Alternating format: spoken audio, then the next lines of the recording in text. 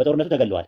በጭንቅላት ተገለዋል አይደል የሚለው። ስለዚህ እኔ ቀሪዎቹንም አቆ ተገለዋል ነው የሚለው። ከስር ደግሞ ታዲያ ቁርአን የጠፋው በአቡበከር ጊዜ ነው የሚለው ማስረጃ አምጣ። ለምን ቁርአን ምናልባት ጠፍቷል እኮ እያለ ነው እንጂ ቀሪዎቹን አይደል። በአቡበከር ጊዜ ጠፍቷል፣ በጦርነቱ ጠፍቷል የሚለው ቁርአን የቱ ጋር ነው ያለው? ይሄው whereby a large part of the Quran may be lost እና ምን ማለት ነው? በቃ ምናልባት ጠፍቷል እያለ በጣም ብዙ ጠፍቷል እያለ እንግዲህ ተመረናል። ሙስሊሙ ቢነሳ ነው የምነግርህ፣ አንድ ሰው አይተርፍም። ወላሂ ነው የምላችሁ፣ ወላሂ ስመ ወላ ሁሉም ሙስሊም ተነስቶ ወደ ዳዋ ቢገባ፣ ያው ዳዋ ታውቃላችሁ ብቻውን አይደለም አህላቅም ይፈልጋል። እኔ እንደውም አህላቅ ከሌለ ዳዋ ባይሰራ ነው ብዬ የምለው። የምር ለመናገር በጣም እንትን ነው የባሰ እስልምናን ሰዎች እንዲጠሉት የሚያደርጉት የነበሩት ራሱ እንዲወጡ ልናደርግ እንችላለን። የነበሩት ነባሮቹ ራሳቸው ምንላችሁ ተውሂድና አህላቅ ፓራላል የሚሄዱ ነገሮች ናቸው። ዳዋ ሰዎችን ወደ አላህ ስንጠራ አዘ ሴም ታይም አህላቅ ኖሮን ተስተካክለን እኛ እውቀቱ ኖሮን ሙስሊሞች አንድ ቢነሱ እናንተን ዳዋ ቢጀምሩ የኢትዮጵያ ምድር ክርስቲያኖች አይተርፉም። I'm afraid that there will be more restriction among the Quran those who know the Quran by heart at the other battlefield whereby a large part of Quran may be lost. ይሄው እንደዚህ ይላል እዚህ ጋር ቆይ those who know the Quran by heart እኮ ኃይለ አንዴ ዋን ቆይ ቃሉን አውጣልኝ አላኪ ባንዴ ኦኬ ባንዴ ላስታውስ በደንብ አድርጋችሁ አዳምጡ። የተወሰነ የቁርአን ክፍል ጠፍቷል ነው ያለን። አሁን እሱን አሳየን ቶሎ በል ኃይለ ቃሉን። ኦኬ እሺ ያው እሺ የኔ ኦፒኒየን ይላል that you should collect the Quran። ኦኬ ትንሽ ዝቅ አድርግልኝ ፒኬ። እሺ እንደዚህ ይላል ከቅንፏ ጀምሮ ላንበበል those who know the Quran by heart በጦርነቱ አማካኝነት በልባቸው የሚያውቁ ወይን ኦዘር ባትፊል ይላል አይልም። ቆይ በጦርነቱ አማካኝነት በልባቸው የሚያውቁ አይልም። among the qurra አለ። ቁራ ማለት ደግሞ ማብራሪያ ሲሰጥ those who know the Quran by heart አለ። በልባቸው ቁርአንን የሚያውቁ ናቸው። ስለዚህ ምክንያቱ ከላይ ታየ ነው። በምንድን ነው በጦርነቱ? ቆይ አላስረዳህም። ምንም ነገር አላስረዳህም። ኃይለ ቃሉን አውታሳይ ዘባትሎፍ የማም እሺ ላሳይ። ቆይ ከላይ ላምብላት ዘባትሎፍ የማም ይላል። ይሄ ደግሞ ስለ ጦርነት ነው የሚለው። አም አፍሬድ የሚፈራው በምንድን ነው? በጦርነቱ አማካኝነት እንደሆነ ነው። that there will be more population among the Quran ይልና that who know casualty እሺ casualties ምን ማለት ነው? casualties እሺ I'm afraid that casualty አንተ ስተርጉምልኝ እስቲ የተለየ ትርጉም እንዳልሰጥ። የተጎዳ ሰው ማለት ነው። መጎዳት ማለት ነው በጦርነት ምክንያት ወይም በሆነ ኢንሲደንት የሚጎዳ ሰው ማለት ነው። ስለዚህ በጦርነት ምክንያት ወይም ደግሞ በሆነ ኢንሲደንት የተጎዱ ሰዎች ከዚህ በላይ እንዳይኖሩ እፈራለሁ ነው አይደለም ትርጉሙ? አዎ አሞክ እሺ ቋራ። ስለዚህ አሁን ጠብቀን ስናነበው ስለ ጦርነቱ ምክንያት እንደሆነ እኮ ቁራ አለ። ቁራ ማለት ቁርአን እና ቁራ እና ቃሪ የተለያዩ ነገራቶች ናቸው። ቃሪ ማለት የሚያነብ ሪሳይት የሚያደርግ አካል ማለት ነው። ቁራ ደግሞ ማለት ብዙ ሲሆኑ ነው። ቁርአን ደግሞ ማለት ሪሳይት የሚደረግ ነገር ማለት ነው። ስለዚህ ብዙ ቁራዎች በዛ ጦርነት ምክንያት ተገለዋል ነው አይደለም የሚለው?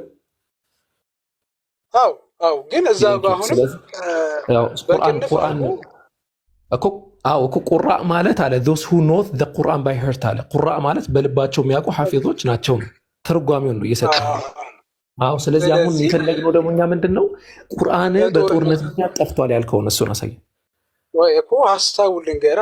አሁንም ምንድነው በዛ ጦርነት ምክንያት ነው አውዱን ጠብቀን ካየነው ይሄ በተጎዱና አሞኝ ዘቁራ ከሚለው በቅንፉ ቁርአን እንዳልከው አብራርቶታል። ዞስ ሆኖ ቁርአን ባይሆን ቁርአን አይልም ቁራ በቃ እኔ አረበኛ ስለማልችል ነው ቁርአን አስተካክዬ ካልጠሩት እኮ ቁራ ማለት ምን ማለት ነው አልኩ? ዞስ ሆኖ ቁርአን ባይ ሀርት አልከኝ በልባቸው ቁርአንን የሚያውቁ ማለት ነው አይደል? አዎ። ስለዚህ ይሄ ምንድነው? ዘወዘር ባትልፊልድ ይላል whereby the large part of Quran may be lost። ይሄ በጦርነቱ ምክንያት እኮ እንደሆነ በግልጽ እኮ እያየን እኮ ነው። እሺ አንዴ አይኔን ልጨፍን። እንዴት አድርጌ ልታለል አልቻልኩም፣ ወላሂ ለመታለል ማለት ነው። እዚህ ጋር ቃሪዎች ነው ይጠፋሉ የሚለው ወይስ ቁርአኑ ነው? በልቡ በብዛት በልባቸው የሚያውቁት እንደሚል ይናገራል። ስለዚህ በዛ በጦርነቱ ምክንያት እኮ ስለዚህ አልጠየቅኩም። ቁርአን ነው የሚለው ወይስ የሚቀሩ ነው የሚለው? ለምሳሌ እኔ በልቤ ቁርአንን ማክሰው ነኝ። እኔና ቁርአን እንለያያለን አንለያይም? ከስር ግን ቁርአን የሚል የለውም። ቀጥታ የሚለው ቁርአንን ነው የሚለው። ቁርአን ሜቢ ውስጥ ይላል። በቃ ትልቁ ማለት የቁርአን ክፍል እንደጠፋ ሜቢ ውስጥ ወደፊት በጦርነት እንዳይሆን እያለ ነው። ወደፊት አለ ባትል ፊልድ አለ ሌሎች ጦርነቶች ላይ ዌር ባይ ኤ ላርጅ ፓርት ኦፍ ዘ ቁርአን ሜቢ ሎስት እያለ ነው። ወደፊት ምን ማለት ነው? ኦዘር ባትል ፊልድ በሌላ ጦርነት ነው እንጂ ወደፊት የሚላል እንዴ? እና በሌላ ጦርነት እዚህ እየተዋጉ አይደለም፣ በአንድ እጃቸው ሌላ ጦርነት የሚዋጉት ሜቢ ይላል እኮ። ሜቢ ማለት እኮ ምናልባት ብሎ ነው ያለው እኮ ራሱ ዑመር አይደል እንደዛ ያለው? ምናልባት እኮ ነው፣ ምናልባትም ነው የእሱ ስጋትን ነው። ሐዲሱ የሚለው ዘይድ ኢብኑ ሳቢት እንደተረከው ብሎ ነው የሚጀምረው። የኢማማ ህዝቦች በተገደሉ ጊዜ አቡበከር ወደ እርሱ እንድመጣ ላከብኝ። ወደ እርሱ ሲሄድ ዑመር ኢብኑ ኸጣብ ከእርሱ ጋር ተቀምጧል። አቡበከርም እንዲህ አለኝ፣ ዑመር ወደ እኔ መጥቶ እንዲህ አለ፣ በኢማማ ፍልሚያ አብዛኛውን የቁርአን ቃሪዎች ተገድለዋል። በሌሎች የፍልሚያ መስኮች የበለጠ ከባድ ግድያ በቃሪዎች ሊፈጸም የሚችሉና ከቁርአን ብዙ እንዳይጠፋ እሰጋለሁ ነው ያለው። ሜቢ ነው ያለው። ስጋቱን ነው የሚናገረው እንጂ ጠፍቷል አይልም እኮ። ምናልባት ካለ ብዙ ካለ ደግሞ እኮ ስጋት ነው፣ ስጋቱን ነው የገለጸው እንጂ ጠፍቷል አላለም። ሜቢ ማለት ምን ማለት ነው? ራሱ ምናልባት ስጋት ነው። ስለዚህ ጠፍቷል አይደለም እኮ የሚለው ጠፍቷል አይደለም፣ እሰጋለሁ እንዳይጠፋ እሰጋለሁ ነው የሚለው። አረብኛውን ያንብብልህ ከፈለክ ቋንቋ ችግር ውስጥ እኮ ነው የሚለው። ምናልባት ጠፍቷል እኮ ታዲያ ምን ማለት? ኧረ አታስቀኝ። በሌሎች የፍልሚያ መስኮች የበለጠ ከባድ ግድያ በቃሪዎች ፈጸሙ እንደሚችሉና ከቁርአን ብዙ እንዳይጠፋ እሰጋለሁ። ስጋቱን ነው እንትን የሚለው። ከዛስ ስለዚህ ቁርአን እንዲሰበሰብ እንድታዝ አበረታታለሁ አለው። እኔም ለዑመር ያላ መልእክተኛ ያላደረጉትን ነገር እኔ ላደርግ አልችልም አልኩኝ አለ። ዑመርም በአላህ ይሁንብህ ይህ ሰናይ ስነ መርሃ ግብር አለ አላህ በዚህ ጉዳይ ላይ ልቤ እንደሚከፍትልኝ ድረስ ዑመርን ያበረታታ ነበር። ያን ጊዜ ዑመር ያጤነውን ሰናይ ሀልዮ ነው ማጤን ጀመርኩኝ። ከዛ አቡበከር እኔን ዘይድን አንተ ጥበበኛ ወጣት ነህ ምናምን ብሎ እንዲሰበሰብ አደረገው። ስለመሰብሰብ ነው የሚያወራው፣ ስለ መጥፋት አይደለም። የጠፉት እነማን ናቸው? ቃሪዎቹ ናቸው። ቁርአንን የሚያፍዙት አፊዞቹ ምን ብለዋል? በጦርነቱ ተገድለዋል። በጭንቅላት ተገድለዋል አይደል የሚለው። ስለዚህ እኔ ቀሪዎቹንማ እኮ ተገድለዋል ነው የሚለው። ከስር ደግሞ ታዲያ ቁርአን የጠፋው በአቡበከር ጊዜ ነው የሚለው ማስረጃ አምጣ። ለምን ቁርአን ምናልባት ጠፍቷል እኮ እያለ ነው እንጂ ቀሪዎቹን አይደለም። በአቡበከር ጊዜ ጠፍቷል፣ በጦርነቱ ጠፍቷል የሚለው ቁርአን የቱ ጋር ነው ያለው? ይሄው whereby a large part of the Quran may be lost እና ምን ማለት ነው? በቃ ምናልባት ጠፍቷል እያለ ነው። በጣም ብዙ ክፍሎች ጠፍቷል እያለ ኧረ እንግሊዝኛ ተመረናል። አንለስ ቢሎን ይቀር አንለስ ዩ ኮሌክት ይላል። ካልሰበሰብከው በስተቀር ይላል። ካልሰበሰብከው በስተቀር ምን ይሆናል? ብዙ ከመጥፋቱ የራሱ ስጋት እኮ ነው። ለምን ትንሽ ለመታደግ ማለት ነው። ስለዚህ ብዙ የመጥፋት እሳቤ ስላለበት ቢያንስ ትንሹ እንዲጠፋ ኮሌክት አድርገው የሚል ሀሳብ ይሰጣል። እሺ ላርጅ ፓርት ኦፍ አሁን እንግዲህ እንግሊዝኛ ነው የምንማማረው። ላርጅ ፓርት ኦፍ ዘ ቁርአን ሜይ ቢ ሎስት አለስ ዩ ኮሌክት ኢታል። አለስ ማለት ምን አይነት አያያዥ ነው በእንግሊዝኛ? በቃ ያው ካልሰበሰብከው አንለስ ማለት ምናልባት ምሳሌ ላሳየ ፒኬ አልኩኝ፣ ስለ ፒኬ እያወራው ማለት ነው። ዊል ፌል ዘ ኤግዛም አለስ ሂ ስተዲድ ሃርድ ብዬ አስቀመጥኩኝ። ምን ማለት ነው? አንዴ ድገምልኝ። ፒኬ ዊል ፌል ዘ ኤግዛም አለስ ሂ ስተዲድ ሃርድ። በቃ ካላጠና ይወድቃል አይነት ነገር ነው። ብቻ ሀሳቡ እንዳሳጠረ ወድቋል ማለት ነው። ካላጠና ግን ይወድቃል። ስለዚህ እዛ ጋር ደግሞ ወድቋል ማለት ነው ወይ? ወድቋል ማለት ነው ወይ? ኦኬ አሁን የኤፍ ኮንዲሽን ተቃራኒ ማለት ነው። ወደዚህ ደግሞ እንምጣና ላርጅ ፓርት ኦፍ ዘ ቁርአን ሜይ ቢ ሎስት አንለስ ዩ ኮሌክት ኢት አለ። ምን ማለት ነው? ካልሰበሰብከው ብዙ የቁርአን ፓርት ይጠፋል ነው የሚለው አይደል? አሁን ከሰጣኝ ጋር አቡኪ በጣም ልዩነት አለው አረፍተ ነገሩ ማለት ነው። ኦኬ እሺ፣ ብዙ ፈተናዎችን ልትወርቅ ትችላለህ ካላጠና አይነት ነገር፣ ወይ ደግሞ ከዚህ በፊት ካላጠና እንደወደቅከው አይነት ነገር የሚሰጥ እዚህ ጋር ምሳሌ ስለሆነ ማለት ነው። አንተ ከሰጠኝ ጋር አይገናኝም። ላርጅ ኮሞ ምንድን ነው? ዋን እስቲ ንገረኝ። ኮሞ ለምን ነው የተጠቀመው? ኮሞን ያልከኝ ኮማው ምንድነው? ኮማው ምንድነው? ኮማው አልገባኝም። ዞሱ ላይ ነው በእንግሊዝኛ ኮማና ነጥብ ስትጠቀም ምንድነው? ኮማ ምንድነው? በእንግሊዝኛ አጠቃቀም ላይ ንገረኝ፣ በቀላሉ አስረዳኝ። እንግሊዝኛ ሌሰን ላይ ነው እንደመጣሁት ኡስታዚ። እኔ እኮ ጀስት ኖ አይደለም እኮ አንተ እኮ ማለት የእንግሊዝኛ እጥረት ስላለብህ እኮ ነው። ምክንያቱም እጥረት መኖሩን ምንድነው ዘላርጅ ፓርት ኦፍ ቁርአን ሜቢ ሎስት ሂድና ኮማ ያደርግና ለምንድን ነው የሚጠፋው? ሊጠፋ ይችላል ነው፣ ስጋት ነው። አንለስ አለ ዩ ኮሌክት አለ ካልሰበሰባችሁት ወይም ካልሰበሰብከው ይጠፋል የሚል ስጋት ነው እንጂ ጠፍቷል የሚለው ነገር አያስይዝም።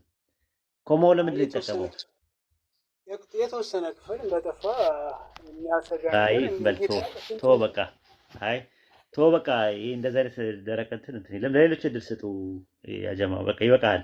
እንደውም እኔ ብዙ ነገር ላሳይ ነበር የፈለኩት በምንድን ነው አላህ የሚለውን ስም ከጥንት ጀምሮ እንደነበረ ፓሊዮ ብራይስት እና የማሶሪቲ ብራይስት ልዩነታቸው እንዴት እንደሆነ ምናምን ነገር ከራስ መጽሐፍ ላይ ጥንት የነበረውን ነገር ላሳይ ነበር። ምን ነበር የሚጠቀሙት የነበረው? ነቢያቶቹ ምን አይነት ብራይስት ነው የሚጠቀሙት? ማለት ብራይስት ነው። ምን አይነት ብራይስት ነው? ምን አይነት ብራይስት ነበር ሲጠቀሙ የነበሩት ነቢያት እኮ? ምን አይነት ብራይስት ነበር ሲጠቀሙ የነበሩት እኮ? ምን ነበረ? የለም ስለኝ ነው። ምን አይነት ብራይስት ነበር የሚጠቀሙት እኮ? ከዕብራይስጥ ቋንቋ ከመጠቃቀማቸው የተነሳ ከአላህ ጋር ምን አገናኝ እኮ? አይ ቋንቋው እንድታውቀው ነው። በቋንቋ በፓሊዮ ብራይስጥ አላህ የሚለውን ይጠቀሙ ነበር።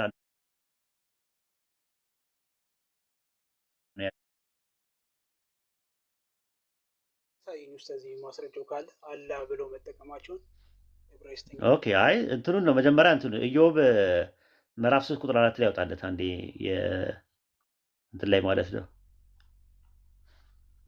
ባይብል ሀብ ላይ ያወጣለት አንዴ። አቡኪ ወጣ እንዴ? ባይብል ሀብን እንኳን ዕብራይስጥ እንድታይ እኮ ነው። እኔ ዕብራይስጥ እንድታይ ነው የፈለኩት። አይ ባይብል ሀብ ስንታልከኝ ኡስታዝ መጽሐፈ ኢዮብ ምዕራፍ 3 ቁጥር 4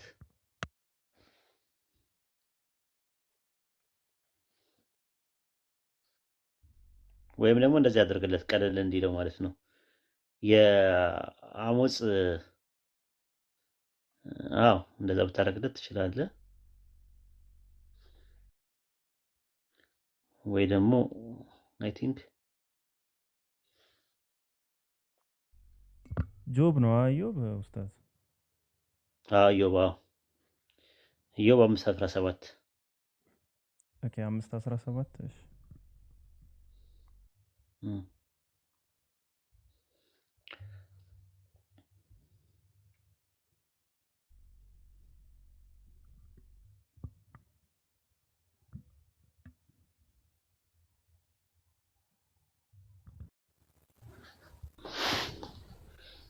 እንትን በለ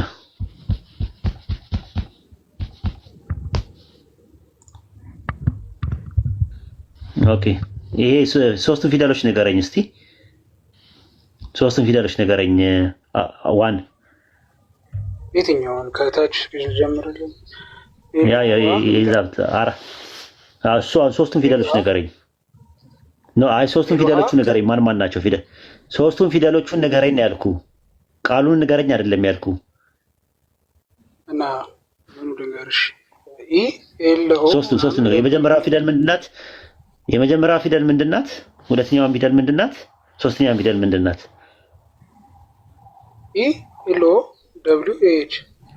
አንድ ላይ እኮ የሚነበበው የእንትን ነው። አናባቢ ጨምረውበት ነው እነሱ። አናባቢ ፊደል ጨምረውበት ነው። አሁን ፊደሉን ብቻ ነው ንገረኝ ያልኩ። ፊደሉን ብቻ ንገረኝ ምን እንደሆኑ። ያልኩህ ይሄ አይደለም። ኧረ ይሄ የሚባል ፊደል የለም። አሌፍ ላሜድ ምናምን እየተባለ አሌፍ ባታ ምናምን ብለህ የዕብራይስጡን ፊደል ውስጥ ሶስቱ ምንድን ናቸው? ከሶስቱ የመጀመሪያው ፊደል ምንድን ነው? የመጀመሪያ የሚታየው ዕብራይስጥኛ እኮ አልችልም እኮ አልኩህ መጀመሪያ እኮ ላሳየህ እኮ ነው ልታውቅ እኮ ነው። የመጀመሪያው አሌፍ ነው አይደለ? ከዛ ላሜድ ነው። ከዛ በኋላ ሀ ነው። በፓሊዮ ዕብራይስጥ አሌፍ ከፊት ለፊቱ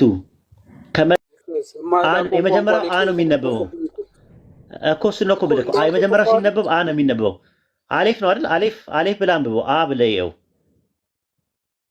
አ ብለህ ያዘው አ ብለህ ያዘው። እሺ አብዬ ያዝኩት ምንም ማላውቀውን ቋንቋ። እሺ አብዬ ምን እኮ እሱን እኮ የምልህ እኮ መጀመሪያ በምንጩነት የነበረውን ነው እኮ እየነገርኩህ ያለው። የመጀመሪያው አሌፍ ነው አይደል? አሌፍ አ ተብሎ ነው የሚነበበው። ለምሳሌ አዳምን ተመልከተው፣ ዘፍጥረት ላይ አውጣለት አንዴ። ይችኛውን ቃል ልታገኘው ትችላለህ። አ ተብሎ ነው የሚነበበው። ኤ ብለው ያሉት አውቆ ነው ሲያጣምሙት ራሱ ማለት ዘፍጥረት። ይህንን ማን ያጣመዋል? ይሄ እኮ እንትን እኮ ነው፣ ባይብል ሀብ ነው። እንደውም እኮ ዝም ብሎ ማንም ኮሜንታተሮች የጻፉት ናቸው። ኖ ዕብራይስጡ ላይ እኮ ነው የምልህ። ዕብራይስጡ ላይ እንግዲህ የማታውቀውን ነገር ነው የምታወራው ዝም ብለህ። ማሶሬትን ያዘጋጁት እነማን ናቸው? አዎ ያጣመሙት ማሶሬት ላይ ነው። አዎ ማሶሬት ላይ ቆይ ሲነበብ ማሶሬት ታውቃለህ? እሺ ያጣመሙበት ማስረጃ አለ ታዲያ? ኡስታዝ ልቀበል።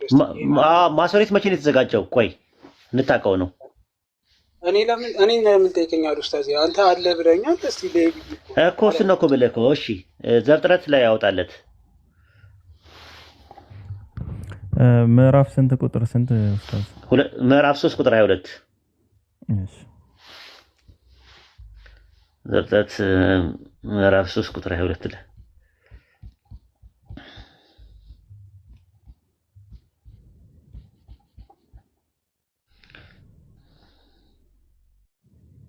እሺ አዳም የሚለው አለ። አዳም ይታያል። አዳም የሚል አለ። ዘለዋል ዘለዋል።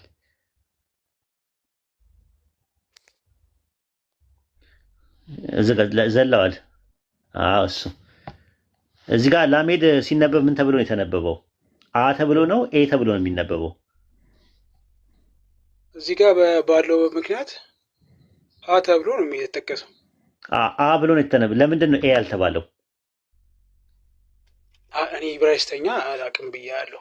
እሱ ነው እኮ የምልህ እኮ። ለዛ ነው ኤ በዕብራይስጥ ውስጥ የነበቡ በፓሊዮ ዕብራይስጥ ውስጥ የነበቡ አነባናቢዎች 3 ናቸው አይደለ? ራሱ ማለት ነው አኩዜቲቭ፣ ኖሚኔቲቭ እና ዳቲቭ ናቸው አይደል? አኩዜቲቭ፣ ኖሚኔቲቭ እና ጄኔቲቭ ናቸው። ከሱ ውጭ ያለ ኤ የሚባል ነገር የለም። ኤ ተብሎ አይነበብም። ኤ ተብሎ አይነበብም። ቋንቋ ነው ችግር ያለበት። አላ በቋንቋ ነው የቀረው ነው የምትለኝ? አልገባኝም በግልጽ። አላ የሚል አላህ ነው አሌፍ። አላህ ነው የኛው ሲነበብ አላህ ነው የሚነበበው። እንደዛ ያነበቡ ሰዎች አሉ። እንደዛ ነው የሚነበቡ ነው እኮ የምልህ። እኔ እኮ አርጊመንት እያደረግኩ ነው ያለሁት። አላውቅም አልከኝ። አ ነው ተብሎ ኤ ተብሎ አይነበብም እኮ። ላሜድ እንደዛ ነው በፓሊዮ ዕብራይስጥ። በፓሊዮ ዕብራይስጥ ነው ነቢያቶቹ ሲያናገሩ የነበሩት። በፓሊዮ ዕብራይስጥ ደግሞ 3 ናቸው ያሉት። ራሱ ሎ የሚባል ነገር የለም፣ ሌ የሚባል ነገር የለም፣ ራሱ ኤ የሚባል ነገር የለም። ኤ የሚባል ድምፅ አለ አለ። ስንት ናቸው በፓሊዮ ዕብራይስጥ? የለም ካልከኝ እኮ ለምን ከዛው ባይብል ሀብ አሰጠኝም? እኔ እንደውም ባይብል አንብን እንኳን አልቀበልም፣ ግን በፓሊዮ እኮ አይደለም እኮ። በቃ የእውቀት ደረጃ በጣም እንትን ነው። የፓሊዮ አንዳንድ ነገር ማታውቀውን ነገር ሲኖር አላውቀውም ስላልክ እኔ እየነገርኩ ነው ያለሁት። በፓሊዮ ዕብራይስጥ ነው ነቢያቶቹ ሲናገሩ የነበሩት። በፓሊዮ ዕብራይስጥ ነው። ታውቃለህ? ይሄንን በፓሊዮ ዕብራይስጥ ሰምተህ ታውቃለህ? አላውቅም እኮ አልኩህ፣ ግን ማስረጃ ሳይሆን እኮ አውጣለት። አንዴ አውጣለት። ፓሊዮ ዕብራይስጥ ብለህ አውጣለት። ይህ አንዴ አውጣለት። ፓሊዮ ዕብራይስጥ ብለህ አውጣለት።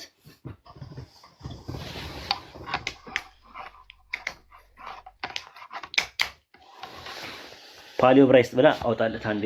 እንትን ፓሊዮ ዕብራይስጥ ፓሊዮ ሄብሪው ይታያል እዚህ ጋር።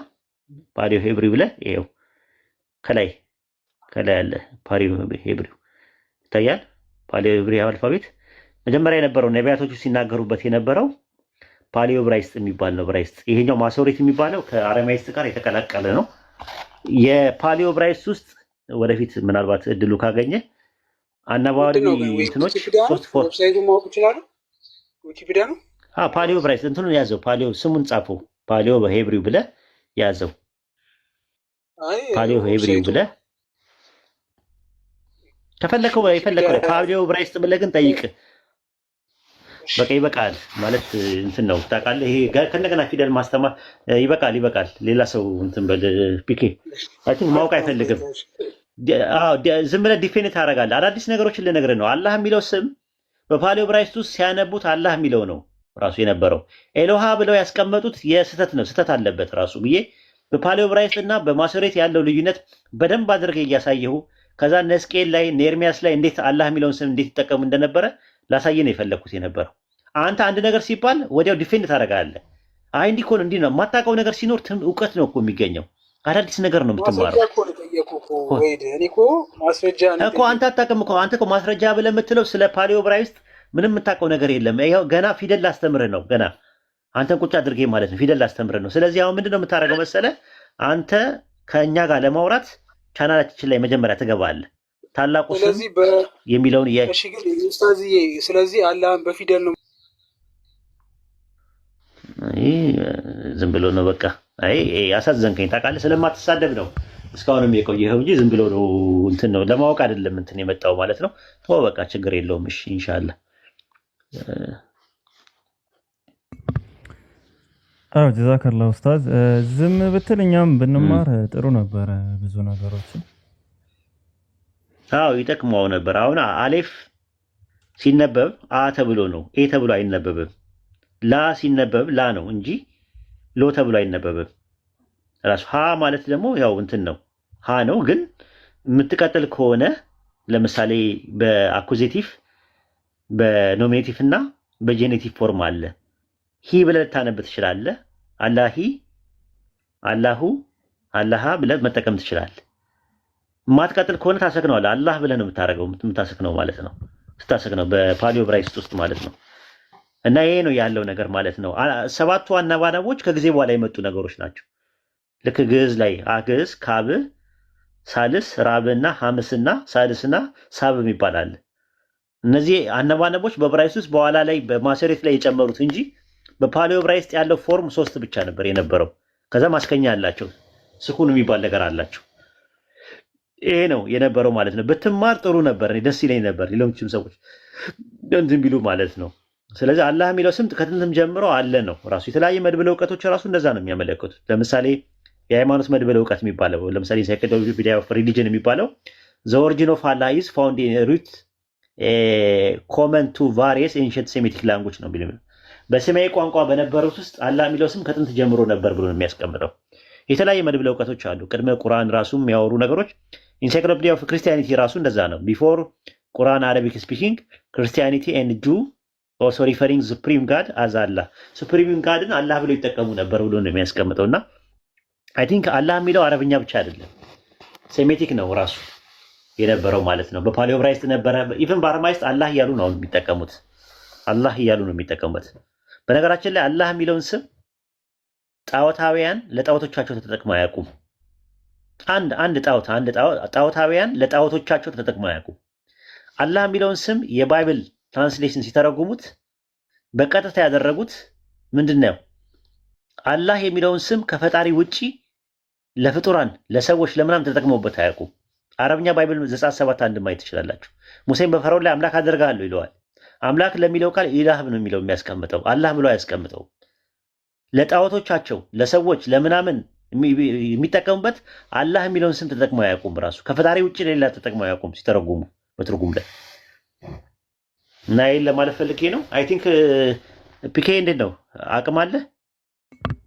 እኔ ችግር የለውም፣ እኔ ቆያለሁ ቀንና ሌሊትም የምትቆይ ከሆነ እንደዚህ የእንትኑን እንደምንድምላቸው ምናልባት ይጠቅማቸዋል ብዬ አስባለሁ። ይሄ ከፍጥረት በፊት ምናምን የሚለውን ነገር ትንሽ እንትን እንበላቸው ኮንፊውስ እንዳያደርጋቸው። እኛ ሙስሊሞች የምናምነው ምንድን ነው? አላህ ከፍጥረት በፊት ነበረ ሲኖር ባህሪያቱ ከጊዜ በኋላ አይደለም የመጣው። በሱ ባህሪ ውስጥ ነውነት እንጂ ሆነነት የሚባል ነገር የለም። ቢንግ እንጂ ቢካሚንግ የሚባል ባህሪ የለውም።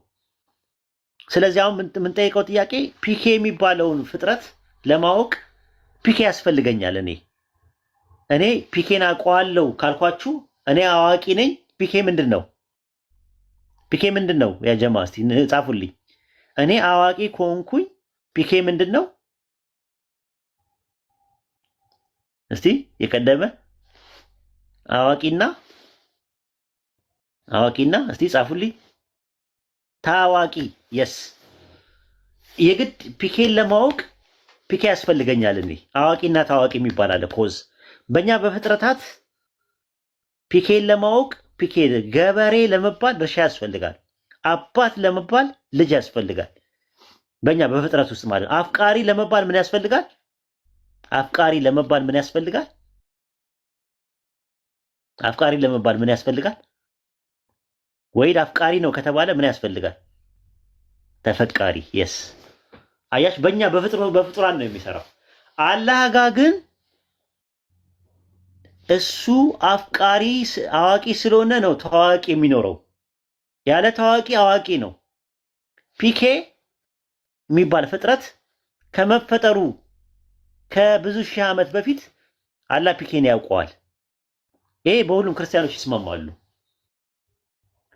ፒኬ ታዋቂ ነው፣ አላህ አዋቂ ነው። ፒኬ ሳይኖር አላህ ፒኬን ያውቀዋል። ፒኬ አያስፈልገውም አዋቂ ለመሆን። ልክ ፈጣሪም መፍጠር ሲጀምር አይደለም ፈጣሪ የተባለው፣ ፈጣሪ ስለሆነ ነው የፈጠረው። ገባችሁ? እሱ ፈጣሪ ስለሆነ ፈጠረ ራሱ ማለት ነው። አፍቃሪ ስለሆነ እኛን አላህ ዓለም ሳይፈጠር ዘመን ሳይቆጠር ከፍጥረት በፊት ያፈቅረናል። ሲያፈቅረን ግን ተፈቃሪ አያስፈልገውም አፍቃሪ ለመሆን። አላህ ለማየት የሚታይ ነገር አያስፈልገውም። ፍጥረት አልነበረም እኮ ያኔ። ስለዚህ ያያል፣ አዎ ያያል። ግን ለማየት የሚታይ ነገር ያያይን ነበር። እኛ ከመፈጠራችን በፊት ራሱ ያያይናል። እኛን ራሱ ፍጥረትን በአጠቃላይ ያያል ራሱ። ለማየት እኛ እንትናለን። ለመስማት አዳማጭ ያስፈልጋል። ለምንድን ነው? ለመስማት ተናጋሪ አላህ አይጠብቅም አላህ ማለት ነው። ለመናገር አዳማጭ አይፈልግም አላህ ከፍጥረት በፊት ማለት ነው። እሱ ሲነግስ ተነጋሽ። በእኛ ምንድን ነው?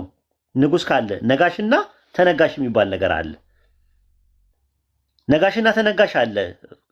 ጠቅላይ ሚኒስቴሩ ነገሰ ሲባል በማን ላይ ነው ነገሰው የሚል ሁለተኛ ጥያቄ ይመጣል። ተነጋሽ አለ። አላህ ግን ከፍጥረት በፊት ንጉስ ነው ሲባል ያለ ተነጋሽ ነጋሽ ነው እሱ።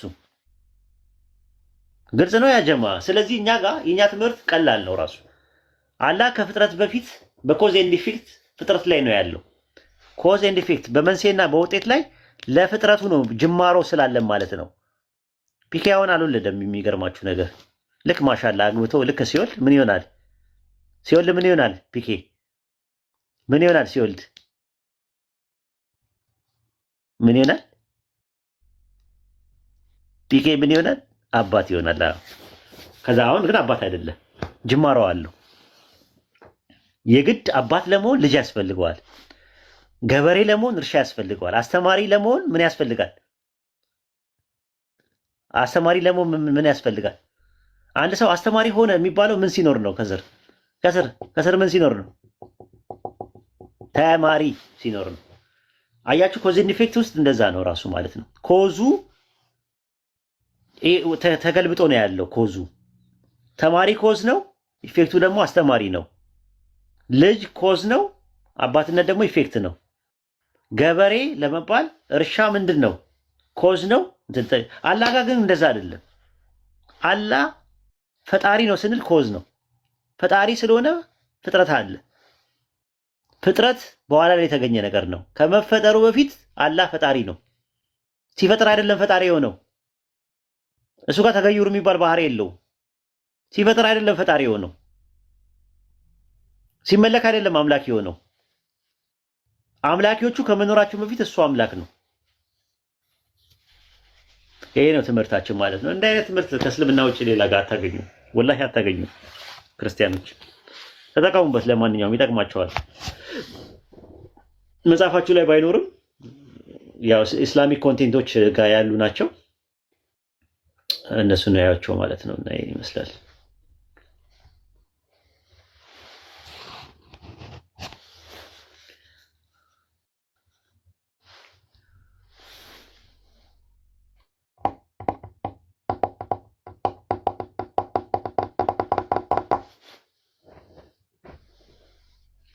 ሃኒ ነይ ግቢ።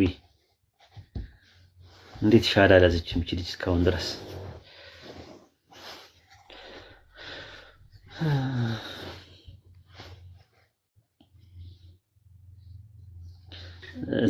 እና ፒኬ አንድ ነገር እናወራለን።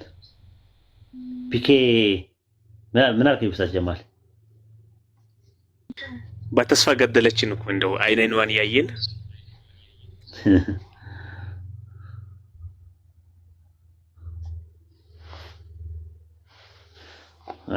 ፒኬ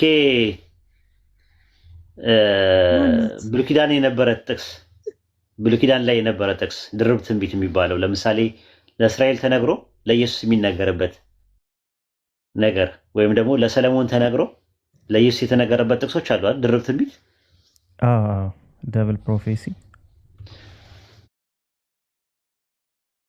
ደብል ፕሮፌሲ የሚባለው ማለት ነው። ኦንቶሎጂካሊ ልዩነት አላቸው። ሪንዛ በባህሪ ደረጃ ማለት ነው። አሁን ሰለሞንና ኢየሱስ ሰለሞንም ሰው ነው፣ ኢየሱስም ሰው ነው። የላቸውም። ድርብ ትንቢት ከተባለ መኖር የለበትም። ለፈጣሪ ተነግሮ ለኢየሱስ የተነገረ ነገር ቢገኝስ ኦንቶሎጂካሊ አንድ አይነቶች ናቸው? ይሄ ጠጠር ይላል። ስለዚህ ምን እንፈልጋለን? ኦንቶሎጂካሊ ልዩነት ኖሯቸው ግን ድርብ ትንቢት የተነገሩ ነገሮች እንፈልግ ከባይብል። እሺ ደስ ይላል። ብሉይ ኪዳን ላይ እንጀምር። ኦሪት ዘዳግም ምዕራፍ 25 ቁጥር 4 ላይ ግባ። 25:4 ዘዳግም 25:4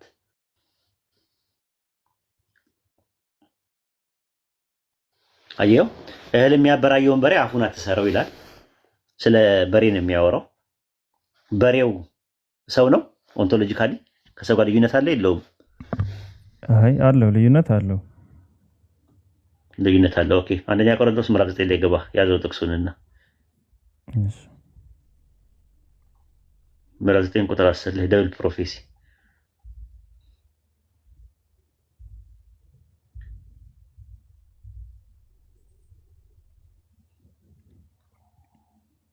አየው። የሚያበራየውን በሬ አፉን አትሰረው ተብሎ በሙሴ ሕግ ተጽፏልና ቅድም ያነበብነውና እግዚአብሔር ስለ በሬዎች ግድ ይለዋልን ይገደዋልን? ይህ የሚለው ፈጽሞ ስለኛ አይደለምን? የሚያርስ በተስፋ ሊያርስ የሚያበራየውም እንዲካፈል በተስፋ ሊያበራኘው ስለሚገባው በእውነት ስለኛ ተጽፏል አለ። ይህ የሚያወራው ስለማን ነው አለ? በሬ እያለ የሚያወራው ስለማን ነው አለ? ስለኛ። ስለዚህ ጳውሎስና በሬው ኦንቶሎጂካሊ እንትን ናቸው፣ አንድ ናቸው። መጀመሪያ ስለ በሬ ነበር የሚያወራው የነበረው። አሁን ደግሞ ደብል ፕሮፌሲ ሆኖ ደግሞ ለሰው መጣ። ስለዚህ ጳውሎስና ኢየሱስ ጳውሎስና በሬው ኦንቶሎጂካሊ አንድ ናቸው ወይ? ይለያያሉ ማለት ነው።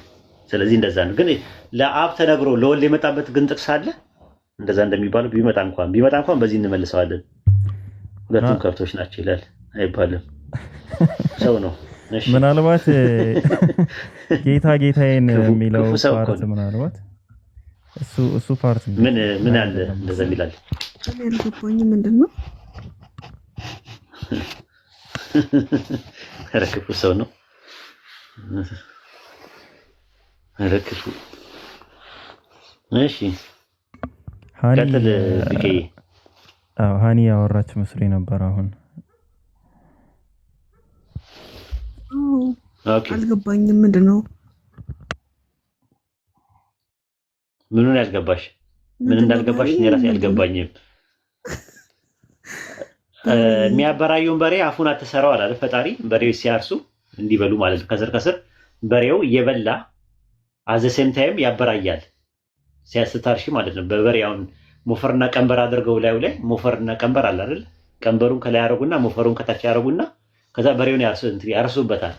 ሲያበራይ ማበራየት ምንድነው? ሙቀት ነው።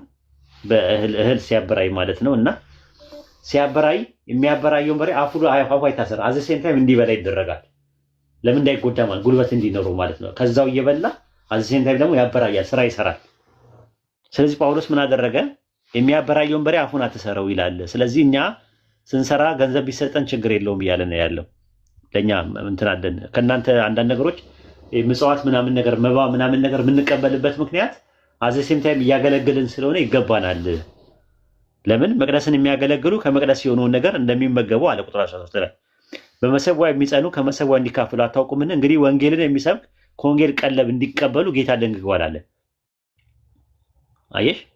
ስለዚህ የሚያበራየውን በሬ አፉን አትሰረው ሲል ስለ በሬ አይደለም የሚያወራው፣ ይሄ ስለኛ ነው የሚያወራው አለ። ስለዚህ የሚያበራየውን በሬ አፉን አትሰረው የሚለው ስለማን ነው የሚያወራው? ስለ ጳውሎስ ነው የሚያወራው። ጳውሎስ በሬ ተብሏል። ግን በሬ ሲባል ኦንቶሎጂካሊ ልዩነት አላቸው። በሬ እንስሳ ነው፣ ጳውሎስ ሰው ነው። ግልጽ ነው አኒ?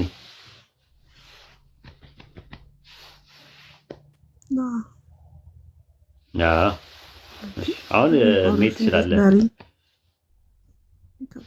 በሬ አገልግሎት ነው።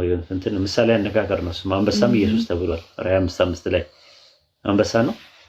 አንዱ አንበሳ ብየዋለሁ፣ ስርዓት ያዝ ብሎኛል። አንድ ቀን ምን አጠፋው ስለው አንበሳ እኮ እንስሳ ነው፣ እንስሳ እያልከኝ ነው ብሎኛል። አልሰማሽም? እዚህ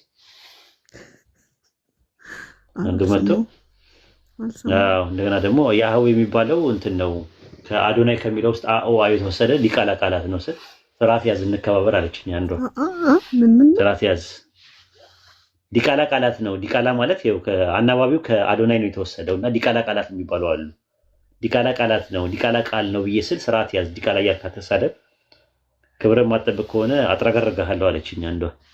አልሰማሽም? አይ አልሰማሁም። እና ደግሞ አረኔ ሰማሁት።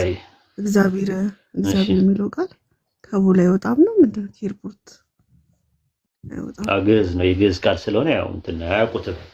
ኢትዮጵያ ውስጥ አገር በቀል ስም ነው። እግዚእ ማለት ጌታ ማለት ነው። ብሔር ማለት ደግሞ ሀገር ማለት ነው። የሀገር ጌታ ማለት ነው። ንጉሥ ኢዛና እኮ ነው ያወጣለት የሚጠቀመው የነበረው። ንጉሥ ኢዛና ነበር የሚጠቀመው የነበረው። ላሰማሽ መስማት ትፈልጊያለሽ? የኦርቶዶክስ አስተማሪዎች የሚሉትን ላሰማሽ። እሱን ላሰማሽና ወደ ቢክ እሄዳለሁ። እስቲ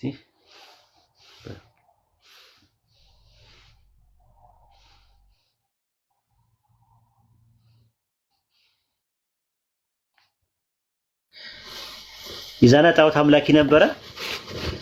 ለጣዖቶቹ ከሚጠቀምበት ስም አንዱ እግዚአብሔር የሚለውን ስም ለማሰጠው የብሔር ጌታ ብሎ የሚያመልከው አምላክ ነበረው እና ያበረከተልን እግዚአብሔር የሚለውን ስም ያበረከተልን እሱ ነው ተብለሻል። ኢዛና ንጉሥ ኢዛና በኋላ ላይ አብርሃና አጽባ የተባሉ ኢዛናና ሳይዛና የሚባሉ ሁለት ወንድማማቾች ታስታውሻቸዋለሽ? ኢዛናና ሳይዛና የሚባሉት ፍሬምናጥስን የተቀበሉት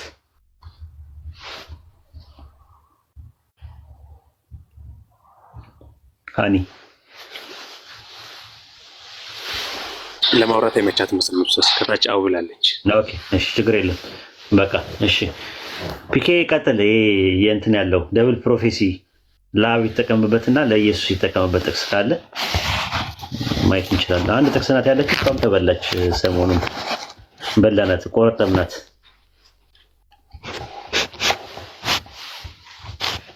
ሚት አድርገዋል ራስን። ኦኬ እሺ፣ መዝሙር ላይ ያለ አለና እሱን እያየው ነበረ። ምናልባት የሚገናኝ ከሆነ እኔ በተሳሳተ መንገድ እንትን ካላልኩት ቆይ አንዴ ልክፈተውና መዝሙረ ዳዊት 102:25 ላይ ያለው ኦኬ ምን የሚለው ምንድነው? ጌታ አንተ ከጥንት ምድር መሰረት ሰማያት እጆች ስራ ናቸው የሚለው ስለ አብ አይደል የሚያወራው እሱ እንትን ላይ ዕብራውያን ላይ ለወልድ አልተጠቀመውም። አልተጠቀመው ለአብ ነው የሚያወራው ራሱ ጥቅሱ እኔ አይደል እሱን ጥቅስ ዕብራውያን 1:10 ላይ አይደል ያለው ይሄለው የዕብራውያን 1:10 ላይ ያለው ነው እንትን የሚለውና እሱ ላይ ዕብራውያን መጀመሪያ ስለ መላእክት ስለ ወልድ ምናምን ካለ በኋላ ነው ከዛ በኋላ የሚናገረው ማለት ነውና ጥቅሱን ረጋ ብለን ከ6 ጀምረን እናብበው ራሱ ማለት ነው። ጥቅሱ ላይ ዕብራውያን 1:6 ላይ አውጣ እስቲ። እሺ ምን ይላል? በኩሩን ወደ ዓለም ሲያገባ የእግዚአብሔር መላእክት ለሱ ይስገዱ ይላልና አለ ካለ በኋላ ስለ መላእክት ይላል ቁጥር 7 ላይ ስለ መላእክቱን መናፍስት አገልጋዮችን የእሳት ነበልባል የሚያደርጋለ። መላእክት መንፈስና የእሳት ነበልባል ስለሆነ ልጁ ግን ከዳዊት ዘር የመጣ ነው። ፖይንቱ እሱ ነው። ኢየሱስ መልአክ ነው የሚል ነገር ክሌም ተደርጎ ነበረ። ከዛ በኋላ ነው ቀጠለና ምን አለ? ስለ ልጁ ግን አለ አምላክ ሆይ ዙፋንህ እስከ ዘላለም ድረስ ይኖራል፣ የመንግስትህን በትር የቅነት በትር ነው፣ ጽድቅን ወደድክ አመፃን ግን ጠላ። ስለዚህ እግዚአብሔር አምላክህ ከባልንጀሮች ይልቅ በደስታ ዘይት ቀባ የሚል ነገር አለ ካለ በኋላ ደግሞም አለ ባይብል ላይ ደግሞም ካለ ተጨማሪ ነገር ሊያሳይ ነው። ስለ አብ ነው የሚያወራው። ኤግዛምፕሎችን ማየት ይችላልን። እዛው ዕብራውያን ላይ 10:30 ላይ ይኸው ሁለት ደግሞም ካለ ሁለት አካላትን ሊያሳይ መጥቷል። አንደኛው ያህዌን፣ አንደኛው ደግሞ ሙሴን ለማመልከት ይመጣል። ዕብራውያን 10:30 ላይ ይታያል። በቀል የኔ ነው እኔ ብድራትን እመልሳለሁ ያለውን እናውቃለን አለ። በቀል የኔ ነው ያለው ያህዌ ነው። ደግሞም ጌታ በሕዝቡ ይፈርዳል አለ። ጌታ በሕዝቡ ይፈርዳል ያለው ማን ነው? ሙሴ ነው። ደግሞ የምትለው ቃል ግሪከኛ ካይ ማለት ተጨማሪ ነገር ለማሳየት ትመጣለች ራሱ ማለት ነው። ደግሞም ካለ በባይብል ማለት ነው። ካለ በኋላ እዛው ላይ ዕብራውያን 1:13 ላይ እዛው ላይ ስትመጣ የነበርከው ጥቅስ ላይ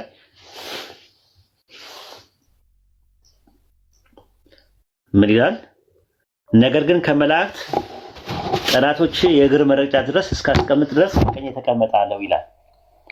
ማን ለማን ያለው? ጌታ ጌታዬን ጠላቶች የእግር መረገጫ እስካደረሰ በቀኝ ተቀመጣለሁ ይላል። ጌታ የተባለው ማን ነው?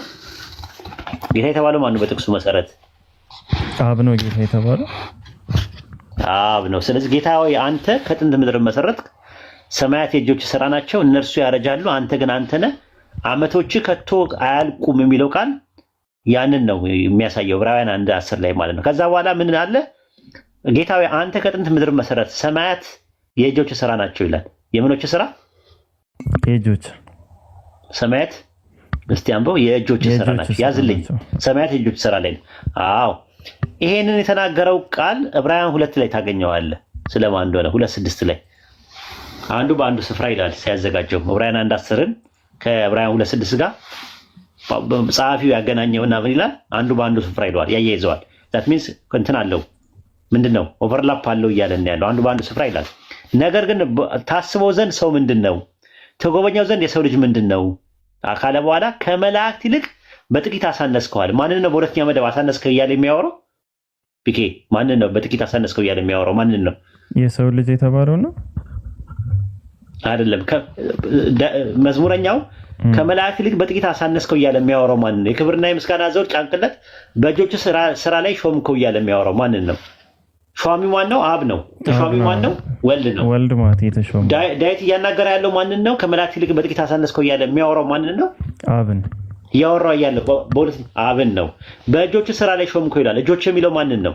የአብን እጆች ማለት ነው። እጆች የተባለው የአብን እጆች፣ የእጆቹ ስራዎች ሰማያት የምኖቹ ስራ ናቸው ይላል። የእጆቹ ስራ ናቸው ይላል። ስለዚህ አሁን ሰማያት የእጆቹ ስራ ናቸው ያለው ማንን ነው? ዕብራውያን 1:10 ላይ ያለው አብን ነው የሚሆነው። አብን ያለ በእጆቹ ስራ ላይ ሾምከው የተባለ የተሾመው ማን ነው? ወልድ። በሰማያት ላይ የተሾመው ማን ነው? ሊቀ ካህን ተደርጎ ወልድ። አዎ የተሾመው ማን ነው? በምን ላይ የተሾመው? በአብ የእጅ ስራ ላይ ማለት ነው። የራሱ የእጅ ስራ ከሆነ ለምን ይሾማል? የራሱ እጅ ስራ ከሆነ ለምን ይሾማል? ራሱ በሰማያት ላይ የተሾመ ሊቀ ካህን አለ ነው የሚለው። ስለዚህ አብ ወልድን በእጆቹ ስራ ላይ ሾሞታል። የእጆቹ ስራ ደግሞ እነማን ናቸው? ሰማያት ናቸው። ሰማያት የእጆቹ ስራ ናቸው ይላል። በእጆቹ ስራ ላይ ሊቀ ካህን አድርጎ በሰማያት ሊቀ ካህናት አድርጎ ኢየሱስን ሲሾመው ሰማያት ራሱ የወልድ የእጆቹ ስራ ከሆኑ ለምንድን ነው የሚሾመው እዛ ላይ? ስለዚህ ዕብራውያን 1:10 ላይ የሚያወራው ስለ አብ ነው የሚያወራው። ስለ አብ። ጀዛከላህ ኡስታዝ። አዎ እንደዛ ነው የሚያወራው። ምክንያቱም ብዙ ጥቅሶች ላይ ባይብል ላይ ስትመለከተው እንደዛ ይናገራል። እንትን ላይ ማለት ነው ሰማያት ምድርን የዘረጋው ኢሳይያስ 44:24 ላይ ማየት ይችላል። ለብቻዬ ነው የፈጠርኩት ሰማይና ምድር ስፈጥር ከኔ ጋር ማን ነበረ እያለ የሚናገር አምላክ ነው የሚናገረው ማለት ነው። ኢሳይያስ 45:12 ላይ ታያለ። እኔ ምድር ሰርቻለሁ፣ ሰውን በእርሷ ላይ ፈጥሬያለሁ፣ እኔ በእጆቼ ሰማያትን ዘርግቻለሁ ይላል ኢሳይያስ 45:12 ላይ። ኢሳይያስ 45:12 ላይ ትክክል። ልሂድ እስቲ ያወጣላቸው ሂድ። ኢሳይያስ 45:12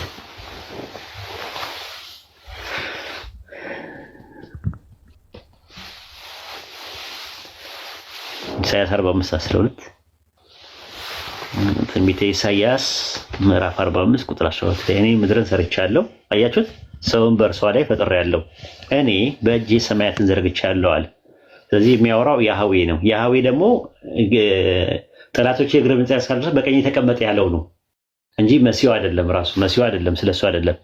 ኢሳይያስ 51:13 ይኸው 51:13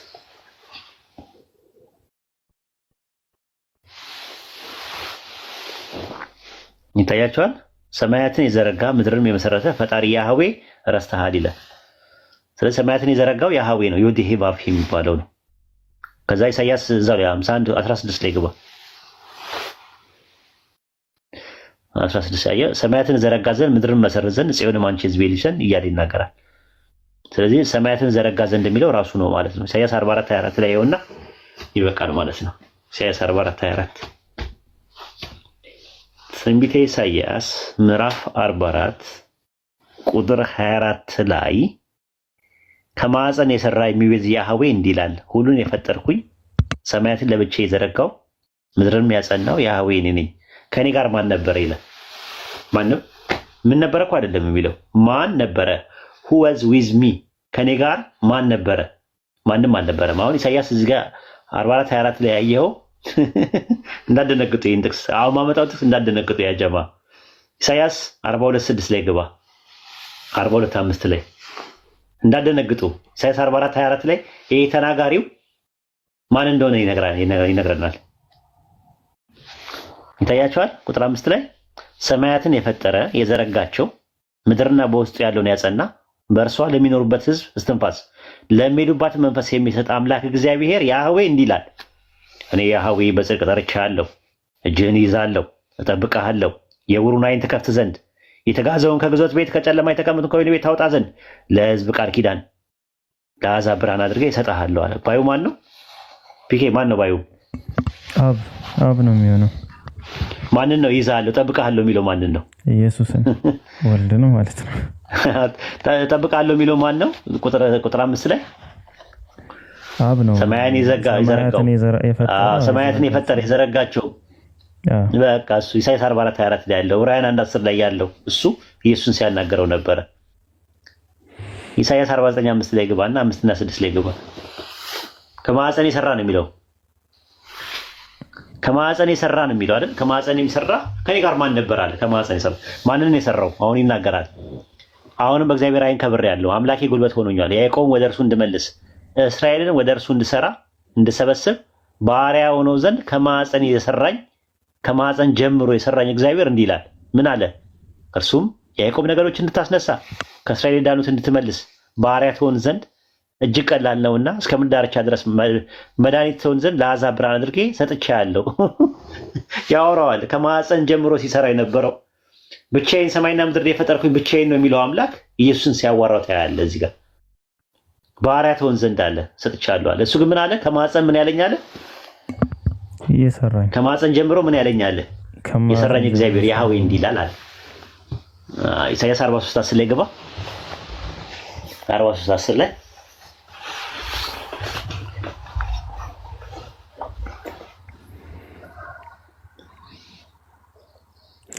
ታውቁና ታምኑብኝ ዘንድ እኔም እንደሆንኩ ታስተውሉ ዘንድ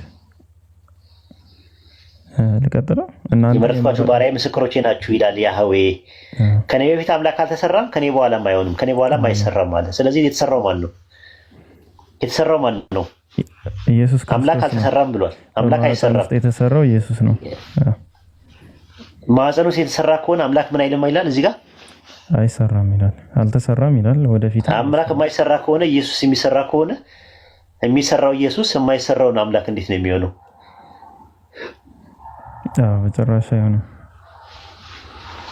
ስለዚህ ዕብራውያን 1:10 ላይ በእነዚህ መልኩ ይፈታል ማለት ነው። ጀዛከላሁ። ሌላ አለ ዳዊት ፕሮፌሲ? በጣም ሰፊ ነው። እኔ የማውቀው ይሄንን ነው።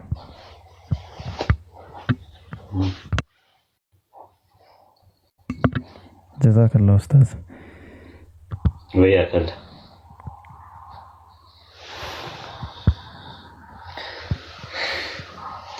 እሺ እንግዲህ እኔ እዚህ ጋር ልሰናበት። መቆየት ካለብህ ቆይ እናንተ ኢንሻአላህ። እሺ ትንሽ ኡስታዝ እንዳትወጣ። አሰላሙ አለይኩም ወራህመቱላሂ ወበረካቱ። ወአለይኩም አሰላም ወራህመቱላሂ ወበረካቱ። አንተ በቪዲዮ ወጥተህ አየሁ እኮ ማቼ ገለጣሉ። በቪዲዮ ተለቀህ ተው እንጂ ገለጣሉ በፊት እንዴት ነው? አቱታ አታክ እንዳያረጉ። አይ መርሃባ። የኔ ጥያቄ ራእይ 14 ላይ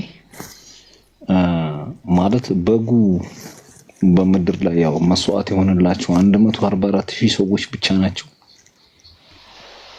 እንደዛ ሳይሆን ከምድር የተዋጁት ነው የሚለው ራእይ ዮሐንስ ምዕራፍ 7 ላይ ያውጣለት 7 ከ1 እስከ 2 ድረስ አውጣለት። ራእይ ዮሐንስ ምዕራፍ 7 ቁጥር 1 ከ1 እስከ 2 ምዕራፍ 7 ከ1 እስከ 2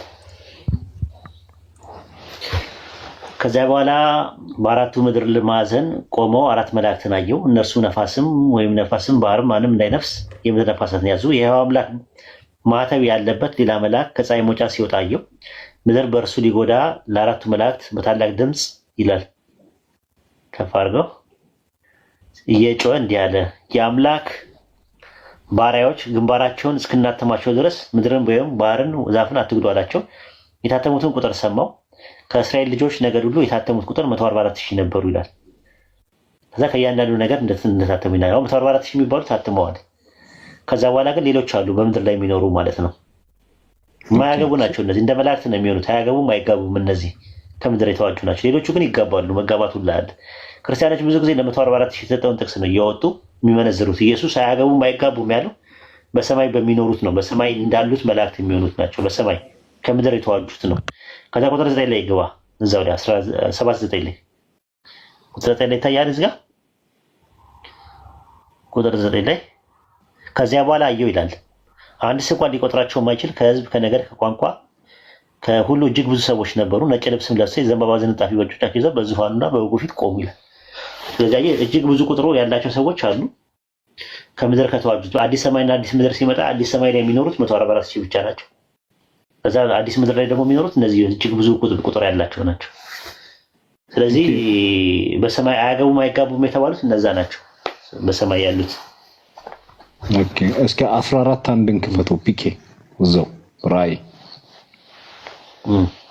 በጉ ወደሚሄድበት የሚከተሉ ናቸው ማለት ዛት ሚንስ በሰማይ የሚኖሩ ናቸው እነሱ ተብሎ ነው። ስለዚህ ሌላው አይሄድም ማለት ነው። አረ በሰማይ ወደ በጉ ወደሚሄድ አየሁም፣ እነሆ በጉ በጽዮን ተራራ ላይ ቆሞ ነበር። ከእርሱ ጋር ስሙና የአባቱ ስም በግንባራቸው የተጻፈላቸው 144,000 ነበሩ። እንደ ብዙ ውሃ ድምፅና እንደ ታላቅ ነጎድጓድ ድምፅ ያለ ድምፅ ከሰማይ ድምፅ ሰማሁ። ደርዳሪዎቹም በገና እንደሚደረድር ያለ ድምፅ ሰማሁ። በዙፋኑ ፊት ባሉ በአራት ሰዎች በሽማግሌዎች ፊት በአዲስ ቅኔ ዘመሩ። ከምድር ከተዋጁት ይላል አየሁ ከ144,000 በቀር ያንን ቅኔ ሊማር ማንም አልተቻለውም። ከሴት ልጆች ጋር ያረከሱ እነዚህ ናቸው ይላል። ድንግሎች ናቸው። አየሁ አያገቡም አይጋቡም። ድንግል ናቸው ደግሞ የሚገርምህ አያገቡም አይጋቡም። እንደ መላእክት የሚሆኑ ናቸው። ድንግል ናቸው። አይታችሁ ከሆነ በጉ ወደሚሄድበት የሚከተሉ እነዚህ ናቸው ይላል። ታትሚን ሰማይ ላይ ማለት ነው። የእግዚአብሔርና የበጉ በኩራት እንደሆኑ ከሰዎች የተዋጁ እነዚህ ናቸዋል። በአፋቸው ውሸት አልተገኘም፣ ነውርም የለባቸውም ያለ ይናገራል። ስለዚህ 144,000 የሚባሉት በጉ ወደሚሄድበት የሚሄዱ ናቸው ወደ ሰማይ። ከነዚህ ውጪ የሚሄድ የለም ማለት ነው። በጉ ደግሞ ያው በዙፋኑ ፊት ነው አይደል የሚሆነው? እሱ መንግስተ ሰማያት ነው አይደል? በጉ የተዋጁት እነሱ ነው። ከምድር የተዋጁት ይላል። ከምድር የተዋጁት ማለት እንደዛ ነው። ሌሎቹ ደግሞ ያልተዋጁ መጀመሪያ አስቀድሞ ተወስኗል ማለት ነው አይደል ኡስታዝ? ከእስራኤል ነገር ሌላው ታዲያ የሚደክመው ለምንድን ነው? አዲስ ምድር ላይ ለመኖር ነው። ራእይ 21 ያውጣለት። ራእይ ዮሐንስ ምዕራፍ 21 ያውጣለት ቁጥር 2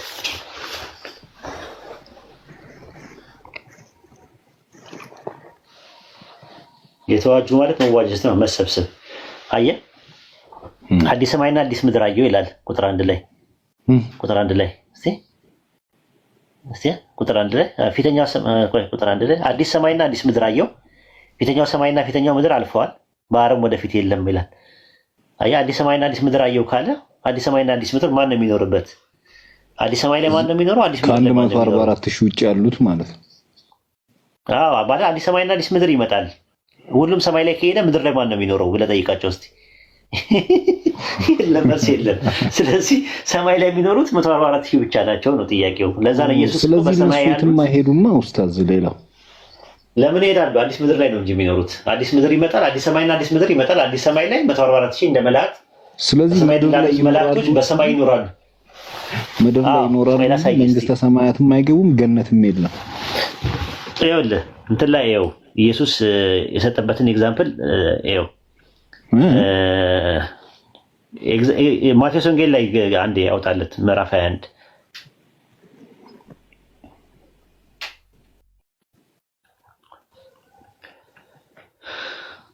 ቁጥር ስንት ኡስታዝ? ከአንድ ልጀምር። አይ እንትን ላይ ስለ መንግስተ ሰማያት የሚያወራበት እንትን ላይ ማለት ነው። ቁጥር 23 ላይ 22 23 ላይ ወደ መቅደስ አንድ የገባው 22 23 ላይ ኦኬ እሺ 22 23 ላይ አፎን ይቅርታ ጋር ለምን ኧረ ችግር የለውም። በዚያን ቀን ትንሣኤ ሙታን የለም የሚሉ ሰዶቃውያን ወደ እርሱ ቀረቡ የሚለው ነው። ቁጥር 30 ላይ ብታነብለት በቂ ነው።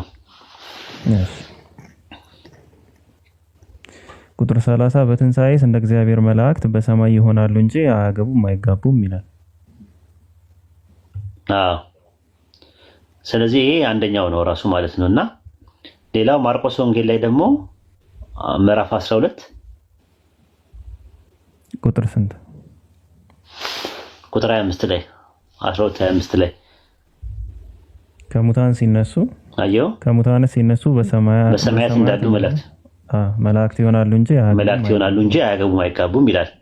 አሁን ደግሞ እንትን የት እንደሚኖሩ እንትን ላይ ደግሞ ሉቃስ ላይ ደግሞ ይኸው ሉቃስ ላይ ደግሞ ምን ይላል? ምዕራፍ 20 ሉቃስ ምዕራፍ 20 ቁጥር ስንት? ቁጥር 35 ላይ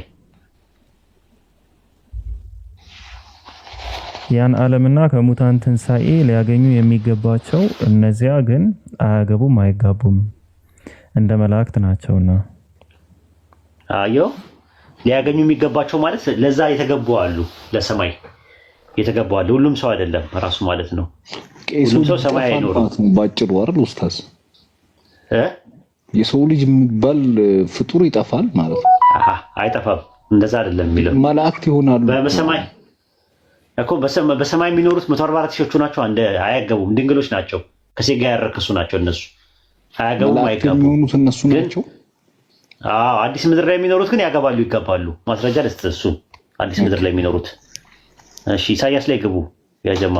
ኢሳያስ 65 ላይ ግባ። ኢሳያስ ምዕራፍ 65 ቁጥር 17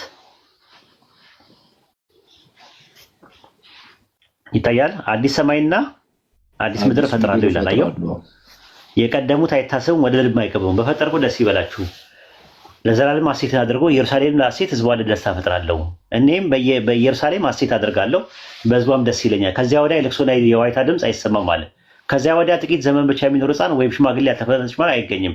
ጎልማሳው የ100 ዓመት ሆኖ ይሞታል፣ ኃጢአተኛም የ100 ዓመት ሆኖ ይተረገም ይሆናል። ቤቶች ይሰራሉ ይቀመጣሉ። ተመልከት፣ በአዲስ ምድር ላይ ወይን ይተክላሉ ፍሬ ይበላሉ። ሌላ እንዲቀመጥበት አይሰሩም፣ ሌላ እንዲበላም አይተክሉም እኮ። ጎልማሳው ነው ኃጢአተኛውን የሚሞተው። ሁለተኛ ሞት ገሃነም የሚባለው ማለት ነው። እድሜው ያልተፈጸመ ሽማግሌ አይገኝም። ጎልማሳ የ100 ዓመት ሆኖ ይሞታል የሚለው ሁለተኛ ሞት ነው። ኃጢአተኛው የ100 ዓመት ሆኖ የተረገመ ይሆናል ይላል። ስለ ሁለተኛ ሞት ነው የሚያወራው፣ ስለ አካላዊ ሞት አይደለም። ሌላም እንዲቀመጥበት አይሰሩም፣ ሌላም እንዲበላ አይተክሉም። የሕዝቤ እድሜ እንደ ዛፍ ይሆናል። እኔም የመረጥኳቸው በእጃቸው ስራ ረጅም ደስ ይላቸዋል። እነሱ ከነ ልጆቻቸው የእግዚአብሔር ብሩካን ዘር ናቸውና በከንቱ አይደክሙ ለጥፋትም አይወልዱም ይላል። ለልማት ነው የሚወልዱት በዛን ሰዓት። ከዛ በኋላ ሞት የለም ነው። በቃ ይዋልዳሉ። መዋለድ ምናምን ሁላ አለ። ይኸው መጽሐፋቸው አዲስ ሰማይና አዲስ ምድር ከመጣ በኋላ ቤቶቹ ላይ ይሰራሉ ይላል። አዲስ ሰማይ በአዲስ ምድር ላይ ማለት ነው። አዲስ ሰማይ ላይ ማን ነው የሚኖረው? አዲስ ሰማይ ላይ 144,000 በቃ ካልሆነ ግን የት ነው የሚኖረው ብለህ ጠይቃቸው።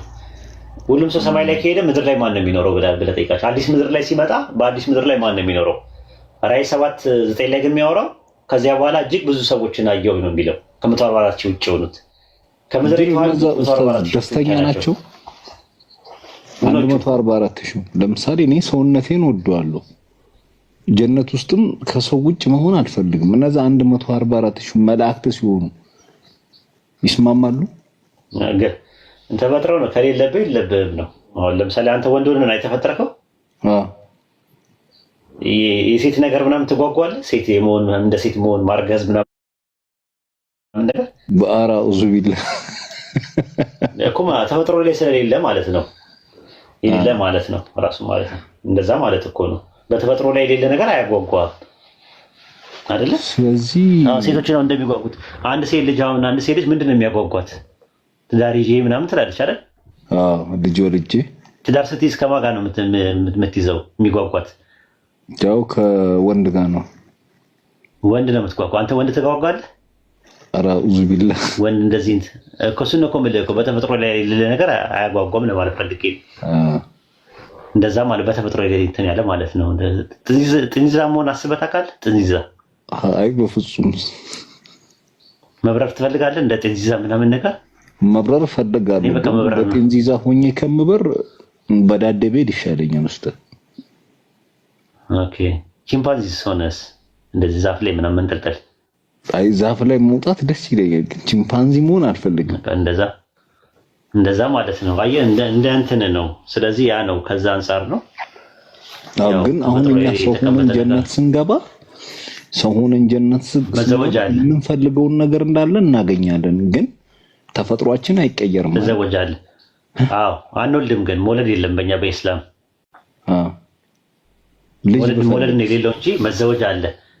አይ ልጅ ፍላጎቷ እንዳይኖር አድርጎ ነው ጀነት ውስጥ የሚያስገባ።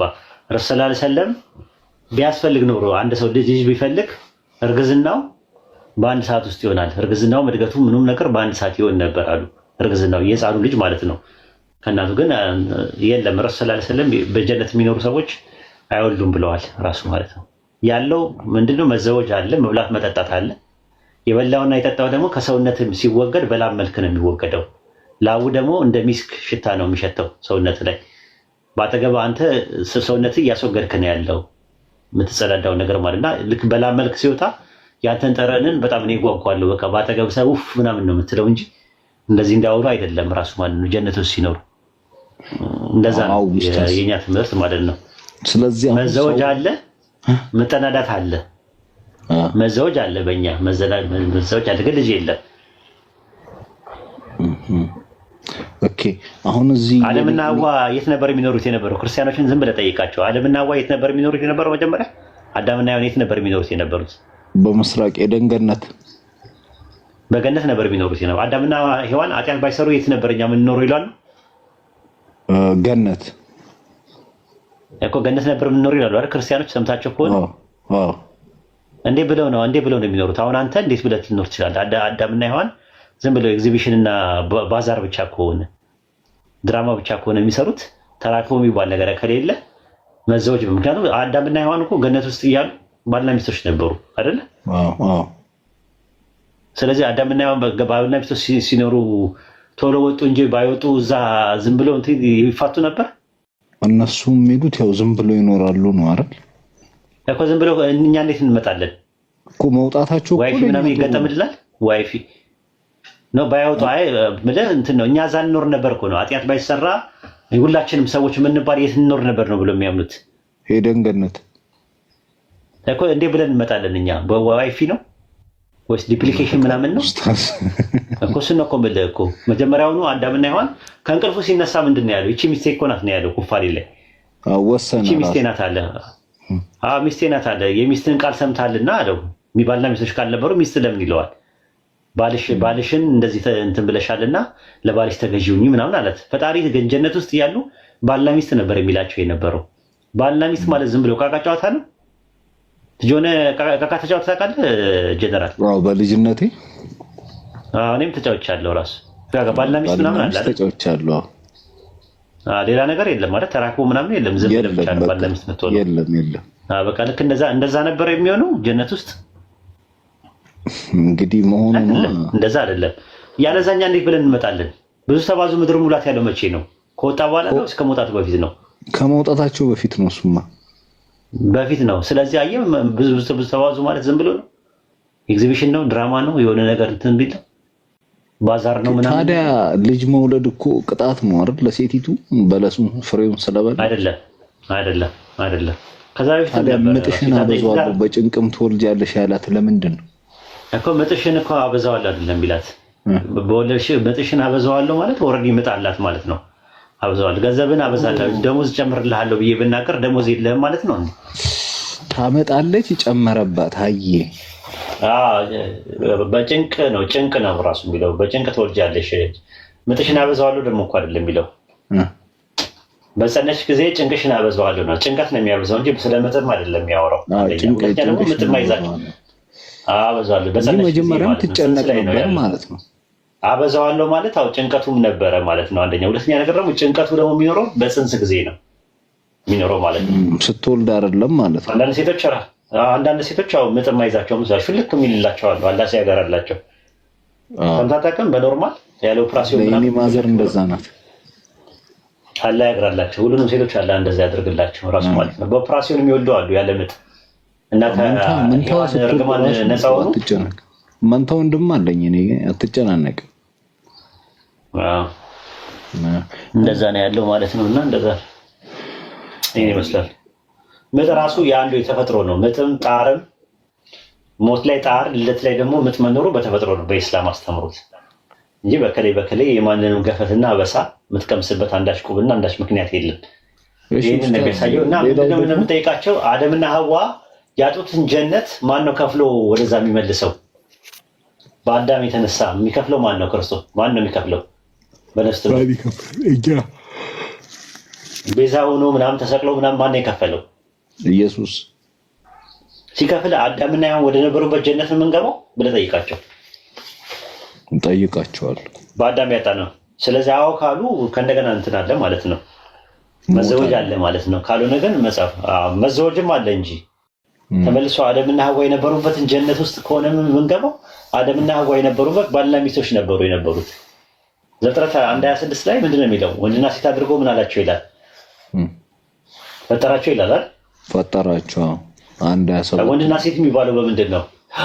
ወንድና ሴት ምንድን ነው? የስጋ አንቀጹና የስጋ መደቡ ምን ነው የሚያመለክተው? ወንድና ሴት የሚባለው ወንድና ሴት ማለት ተቃራኒ ጾታ ያላቸው ሁለት የሰው ልጅ እኮ በምንድን ነው የሚታወቀው? ለምሳሌ በምን ታውቃለህ? ወንድ ነው ሴት ነው የሚያስፈኘው ምንድን ነው? ምን ሲኖር ነው? ያው ወንድ ያለው ነገር ሴቷ አይኖራትም፣ ሴቷ ያላት ነገር የተራቆ ኦርጋኑ ሲኖሩ ማለት ነው አይደል? አዎ። ምን ድራማ ሊሰራበት ነው የፈጠረው? መጀመሪያ 1:27 ላይ በፍጹም የፈጠረው ዓላማ የለውም አይደለም፣ ፈንክሽን የሚያደርግበት አዎ ምክንያት አለው ነው ወይስ ፈንክሽን ያደርጋል? ምክንያት አለው ማለት ነው። ሰው ደግሞ ከሞት ደግሞ ተቀስቅሶ ወደፊት ይቀሰቀሳል አይደል? የቂያማ ቀን አዎ። የሚቀሰቀሰው ሰውየው ራሱ ነው ወይስ አካሉ ብቻ ነው የሚቀሰቀሰው? ሁሉ ነገሩ። ስለዚህ ሁሉ ነገሩ ሲቀሰቀስ ከና አካሉ ከሆነ የሚቀሰቀሰው ያ ሰው ሲቀሰቀስ ባዶ ነው ሳይኖረው ነው? ሴቷም ወንድም ሳይኖራቸው ነው የሚቀሰቀሰው ነው እንጂ። ስለዚህ ድጋሚ ለአገልግሎት ይውላል ማለት ነው። ያ ፈንክሽን ያደርጋል። ያለዛ ግን ትርጉም የለውም። አሁን ለምሳሌ አይን የሚባለው ልታይበት ነው፣ ጆሮ ልሰማበት ነው የሚሆነው። ምን ዝም ብሎ ምንም አያደርግም ወይ ደግሞ እንደ ጃንደረቦቹ እንደዛ ይሆናል። 3 አይነት ጃንደረባ አለ ተብሎ፣ አንደኛ ደግሞ በተፈጥሮ ያሉ ጃንደረቦች አሉ፣ ሰው የሰለባቸው አሉ፣ ራሳቸው ደግሞ ለእንትን ብለው የሰለቡ አሉ። ሰምተሃል አይተሃል? ማቴዎስ 19 ላይ አላውቀውም። እስኪ እንየው። በተፈጥሮ ያለ ከዛ በኋላ ደግሞ ሰው የሰለባቸው አሉ፣ ራሳቸውን ደግሞ የሚሰልቡ አሉ፣ የሚቆርጡ ማለት ነው። ለመንግስተ ሰማያት ብለው ማቴዎስ 19 ላይ ቁጥር 7 ምናምን አካባቢ መሰለኝ። ቁጥር 7 ማቴዎስ 19 ላይ ቁጥር 9 ላይ 9 ያለ ዝሙት ምክንያትና ውረድ፣ እስቲ ውረድ። አዎ ምን ይላል? እርሱም ይህን ሰስታቸው እንጂ ምን አለ? ቆይ ቁጥር 10 ላይ ምን አለ? ደቀ መዛሙርቱም የባልና የሚስት ስርዓት እንዲህ ከሆነ መጋባት አይጠቅምም አሉ። እርሱ ግን ይህ ነገር ስለሰጣቸው እንጂ ለሁሉም አይደለም። በእናታቸው ማዕፀን ጃንደረባ ሆነው የተወለዱ አሉ፣ ማለት የሌላቸው ማለት ነው። ወንዶች ሆነው ከእናታቸው ማዕፀን ጀምሮ የላቸውም። ሰው የሰለባቸው ጃንደረቦች አሉ። እንደ ራያ አካባቢ ላይ እንደዚህ ይቆረጥ ነበረ። አሁን ዳዊት እንዳደረገው መቶ እኮ ነው የቆረጠው ማቴዎስ ላይ ዳዊት እንትን ነው ፕሮፖዝ ያደረገው። በዛ ነው ጥሎሽ ያቀረበው። ጥሎሽ ማጫ ጥሎሽ መህር ለአባትየው ያቀረበው 100 ነው ቆርጦ የሰጠው። እንደዛ ማለት ነው። ሰው ሲገባቸው ጃንደረቦች አሉ። ራያ አካባቢ ስትል ሰማሁ። ለምን ዓላማ ነው ግን እንትን የሚለው የሚሰለበው እንደዚህ አይነት ነገር ይባላል? ማለት እኔ አባቴ ነው የነገረኝ፣ እኔ አላውቅም። ራያ አካባቢ ላይ ይሰልባሉ፣ እንደዛ ይሰልባሉ ምናምን። ሽፍታዎች ናቸው እንጃ፣ ጀግንነት ይሁን ምናምን ነገር እንደዛ ብሎኝ ነበር አባቴ። አባቴ ነው የነገረኝ። እንግዲህ አባቴ አሁን በህይወት የለም ለዛ ነው። እሺ ከዛ በኋላ አሉ ራሳቸውን የሰለቡ ጃንደረቦች አሉ ይልና ለመንግስተ ሰማያት ራሳቸውን የሰለቡ ይላል። አየው መንግስተ ሰማያት እንገባለን ብለው የሚሰልቡ አሉ። እነዛ ደናግሎች ናቸው የሚገቡት ስለተባለ ላለማድረግ ይቆርጡታል ነው የራሳቸው አይደለም። እነሱ ድንግሎች ናቸው ከሴጋ ያረከሱ እያለ ነው የሚቀበሉ። እነዚህኞቹ ደግሞ በቃ በጣም ሲያስቸግራቸው የሚሰልቡት የለም የሚቆርጡት የለም። አንዳንዴ እንደው በቃ በቀረብኝ እንደው እንትኑ ፍትወቱን አልቻልኩትም ምናምን ነገር የሚሉ እንደዛ ማለት ነው። ፍትወቱን ሳይችሉ ሲቀሩ ይቆርጡታል ለዛ ብለው እና ሶስት አይነት ነው ያለው። ጃንደረባ በሶስት ይከፈላል ብሎ ነው ያስቀመጠው። እሺ ሌላው ደግሞ ኡስታዝ አሁን ያው የሰው ልጅ የሚሞተው እንደነሱ ማለት ነው። ያው አዳም በሰራው ኃጢአት ነው አይደል ሞት የመጣው። እንስሳት ለምን ይሞታሉ ታዲያ? እሱም የኛ ጥያቄ ነው። በተፈጥሮ ላይ የተቀመጠ ነው። አያው የምጠይቃት ጥያቄ ሞት የሚባለው በአዳም ኃጢአት የመጣ ከሆነ ከአዳም በፊት የነበሩ እንስሳት ለምን ይሞታሉ ስትላቸው እሱ ተፈጥሮ ነው ይለዋል። ስለዚህ ሞት የሚባለው ነገር ከአዳም በፊት ነበር ማለት ነው። አየህ ሞትን የፈጠረው አላህ ነው ማለት ነው። ራሱ መጽሐፈ መክብብ 3:1 ላይ ለሁሉ ነገር ጊዜ ያለው ከፀሐይ በታች ለሚደረገው ነገር ሁሉ ጊዜ ያለው ለመወለድ ጊዜ ያለው ለመሞት ጊዜ ያለው ይላል። ከዛ ቁጥር 11 ላይ ነገርን ሁሉ በጊዜው አድርጎ ሰራው ራሱ። ከዛ ቁጥር 19 ላይ ደግሞ የሰውና የእንስሳት ዕድል ፋንታ አንድ ነው፣ ሁሉ ከአፈር ነው ወደ አፈር ይመለሳል። ጠፍታብኝ ነበር 3:19 ላይ መጽሐፈ መክብብ 3:19 ላይ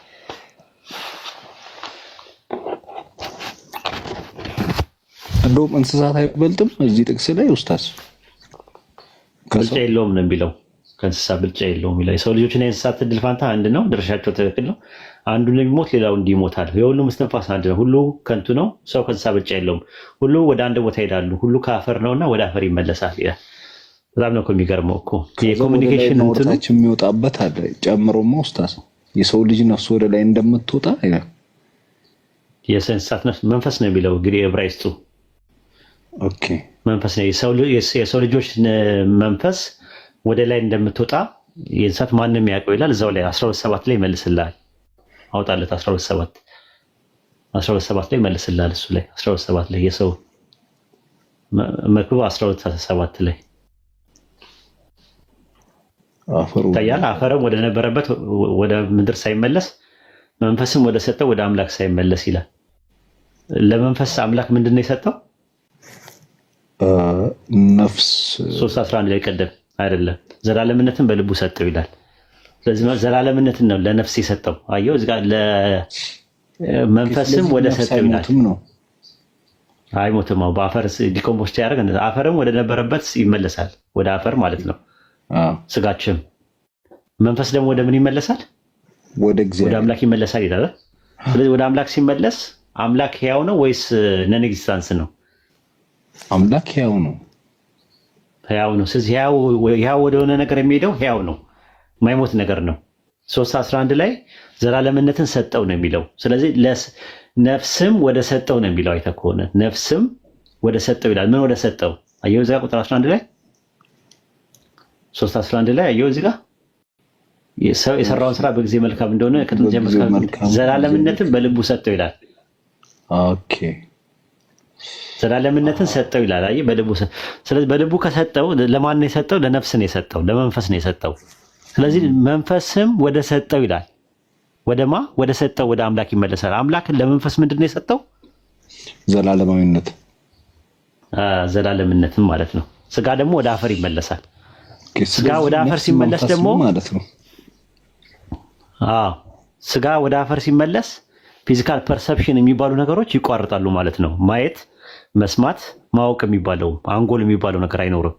ኮሚኒኬት የምታደርግበት መሳሪያዎቹ በሚሉት መሰረት ቅጣቱ ነፍስ ወደ ፈጠረው ወደ እግዚአብሔር አምላክ የሚሄድ ከሆነ ዘላለማዊ ሆኖ ቅጣቱ እንዴት ነው? ስጋው ብቻውን ቢቀጣ ምን ዋጋ አለው?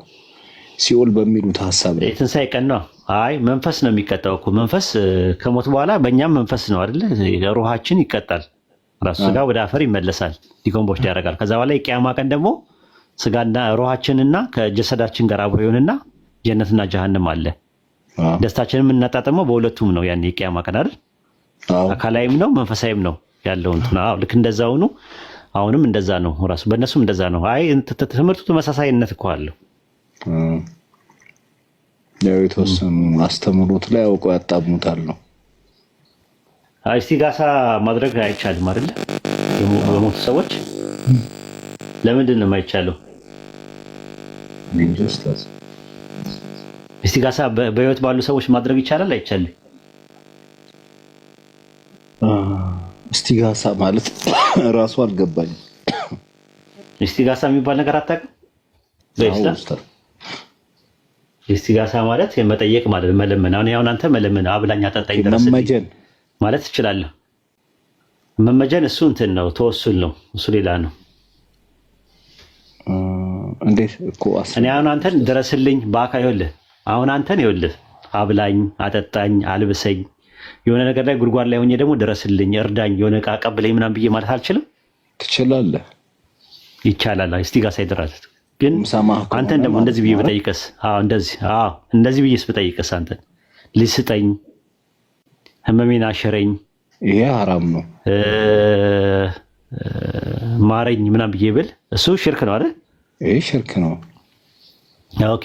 ደግሞ አንተ በሌለበት አሁን አንተ ቻው ደህና ደሩ ምናምን ብዬ ወጣውና አልጋ ላይ ገባውና ከዛ በኋላ ጀነራል ሆይ እርዳኝ ድረስልኝ ብዬ ብልህ እችላለሁ? ይሄ የባሰ ነው፣ ከባድ ነው፣ ጥመት ነው እንጂ እችላለሁ ወይ? ኖ አይደለም፣ እርዳኝ ኖርማል እኮ ነው።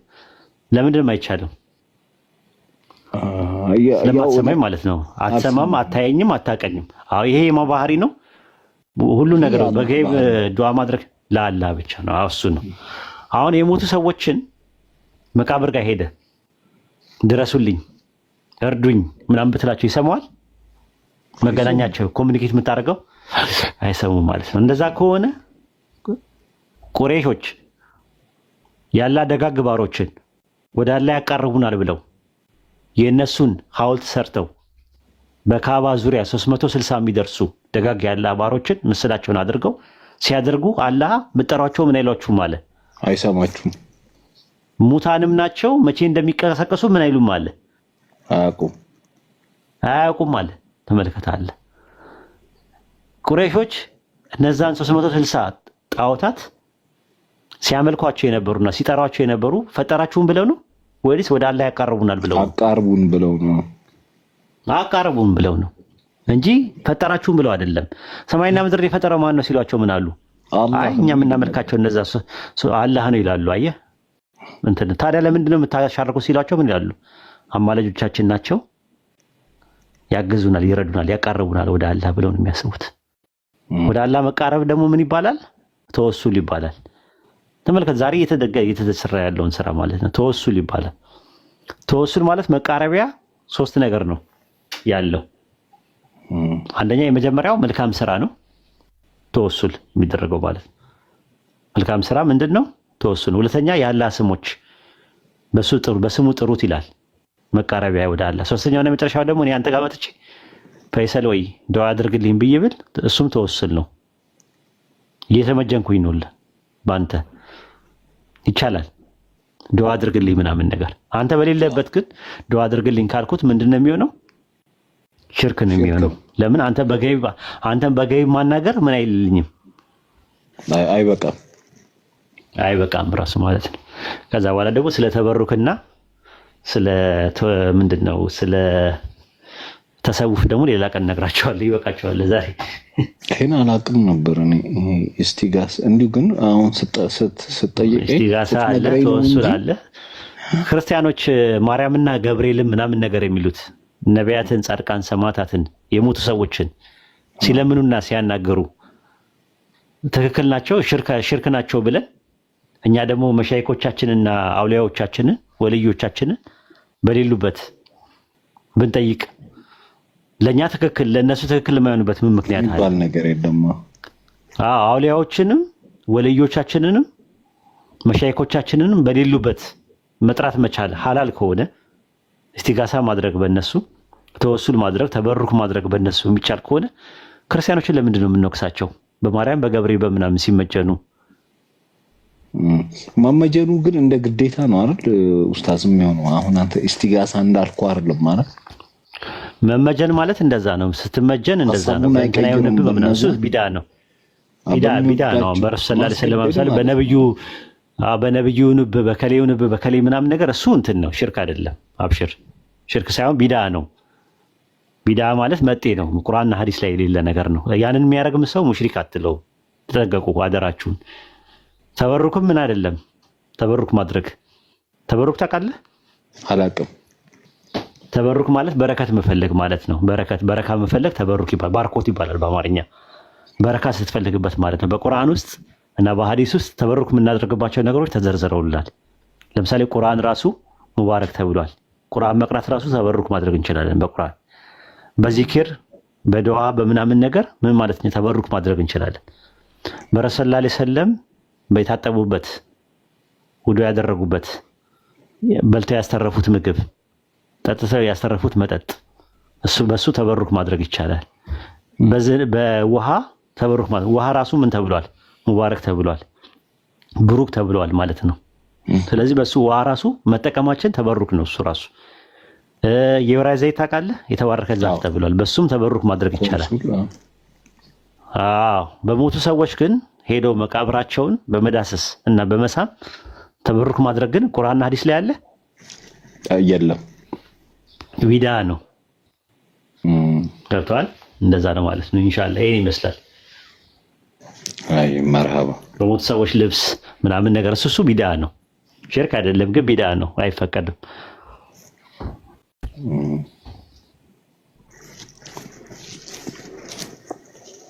እሺ ጀዛኩሙላሁ ኸይረን ኡስታዝ ትንሽ ትቆያለህ? ከታች ፈልገው መሰለኝ። እኔ በቃኝ ካልደከመ እኔ በቃኝ። አይ ደከመኝ፣ አልቻልኩም። ከዚህ በላይ አልችልም። ራሱ ሰው ነኝ። ከፕላስቲክ አይደለም የተሰራሁት። እንግዲህ እንትን ነው አሁን ሰርጀሪ ላደርግ ነው በቅርብ ጊዜ ኢንሻአላህ። በምን ኬዝ ኡስታዝ? ምን ነው አሟል ነው? አይ እንትን ነው ከፕላስቲክ ራሴን አደረገውና ብዙ መቆየት እንድችል ማለት ነው። አስረነገጥከን እኮ ከፕላስቲክ ራሴን አሰርቼው መቆየት እንድችል ማለት ነው። እኔማ ጀነራልን ከታች ደጋግመው ሲወቅሱ ምናልባት ብዬ ነበረ አየሩን ያስከብን እያሉ ነበር። ምን እኔ እኮ ምን ፍታው እያሉ ነው ተብለ ነበር። አሁንማ በቃ አድክመህ ለቀክ እኮ። እኔ ላይ እኮ ዱላ ይበዛብኛል። ያው ለምጄዋለሁ። እሺ ያው ችግር ኡስታዝ በቃ አረፍ። ማሻአላ ግን የኛ ህዝብ እኮ በጣም ነክቷል። እኔ ደስ ያለኝ ነገር ስለ ተውሂድ ምን እንደሆነ ማወቁ፣ ሽርክ ምን እንደሆነ ማወቁ በደንብ አድርጎ እንትን ሲል ደስ ይላል። ማለት በቃ ጊዜው ዘመኑ ነው። በቃ ሰው ወደ ቁርአንና ወደ ሐዲስ ከተመለሰ ምንም አይነት ጭቅጭቅ አይኖርም። ኢንሻአላህ ደግሞ የኢትዮጵያ ምድር ተቀይሮ እናያለን ማለት ነው። ታሪክ ነው የምንሰራው ራሱ። እነ ቱርክ፣ እነ አልጄሪያ፣ እነ ናይጄሪያ፣ እነ ሞሮኮ ምናምን ነገር የሰለሙት በምን ምክንያት ነው ብለው የሚነግሯችሁ? በምን ምክንያት ነው የሰለሙት ነው የሚሏችሁ? ንገሩኝ እስቲ። በምን ምክንያት ነው የሰለሙት ነው የሚሏችሁ? በጦርነት ነው። በጦርነት አስገድደው ምናምን ይሏቸዋል። ፕሮፓጋንዳቸው። ኢትዮጵያ ውስጥ ያለው ቁጥር በፊት ኦርቶዶክስ ነበረ 80%፣ 20% ነበር የሙስሊሙ ቁጥር። አሁን የሙስሊሙ ቁጥር በቀደም ሲያወሩ አልሰማችሁም? እዚህ ቲክቶክ ላይ 70 ሚሊዮን ምናምን አካባቢ ይደርሳሉ። 70 ሚሊዮን 80 ሚሊዮን አካባቢ ላይ ሙስሊሞች ይደርሳሉ። በጣም እየሰፉ ነው ብለዋል።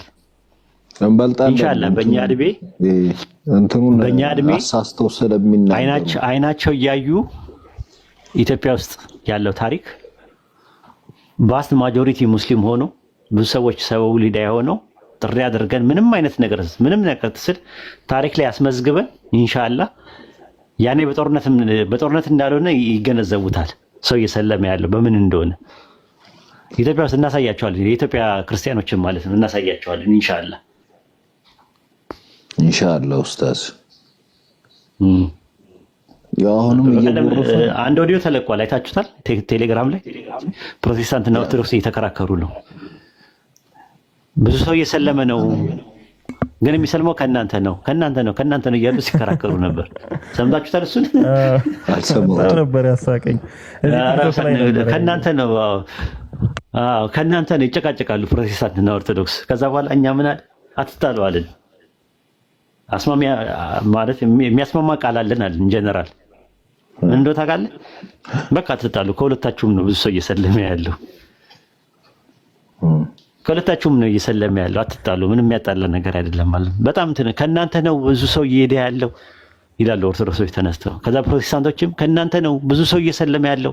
በቁጥር ሻሃዳ እየያዘ ያለው ኢትዮጵያ ውስጥ በጣም ብዙ ሰው እየሰለመ ያለው ከፕሮቴስታንት ነው ይላሉ ኦርቶዶክሶች ሲያወሩ። እነዛ ደግሞ አይ ከእናንተ ነው ይላሉ።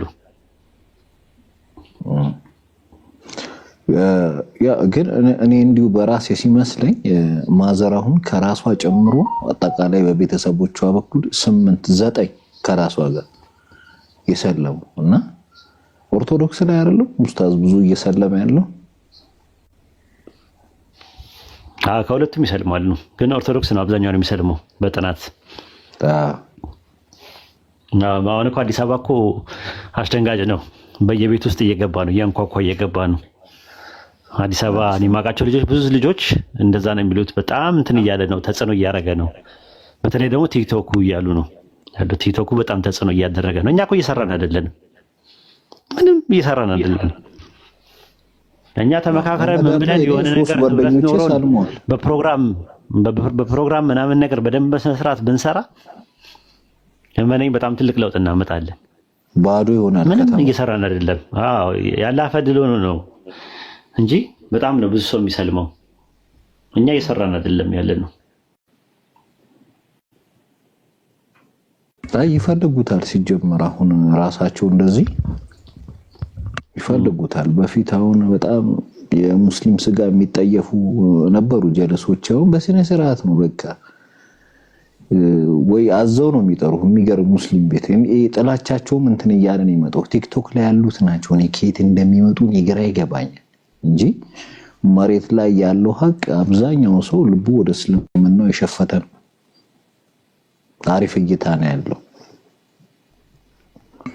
ትክክል ነው። ያው ኡስታዝ ለማለት የፈለገው እነሱ የሚሰሩበት ስራ አለ፣ ቀመር አላቸው፣ ተደራጅተዋል።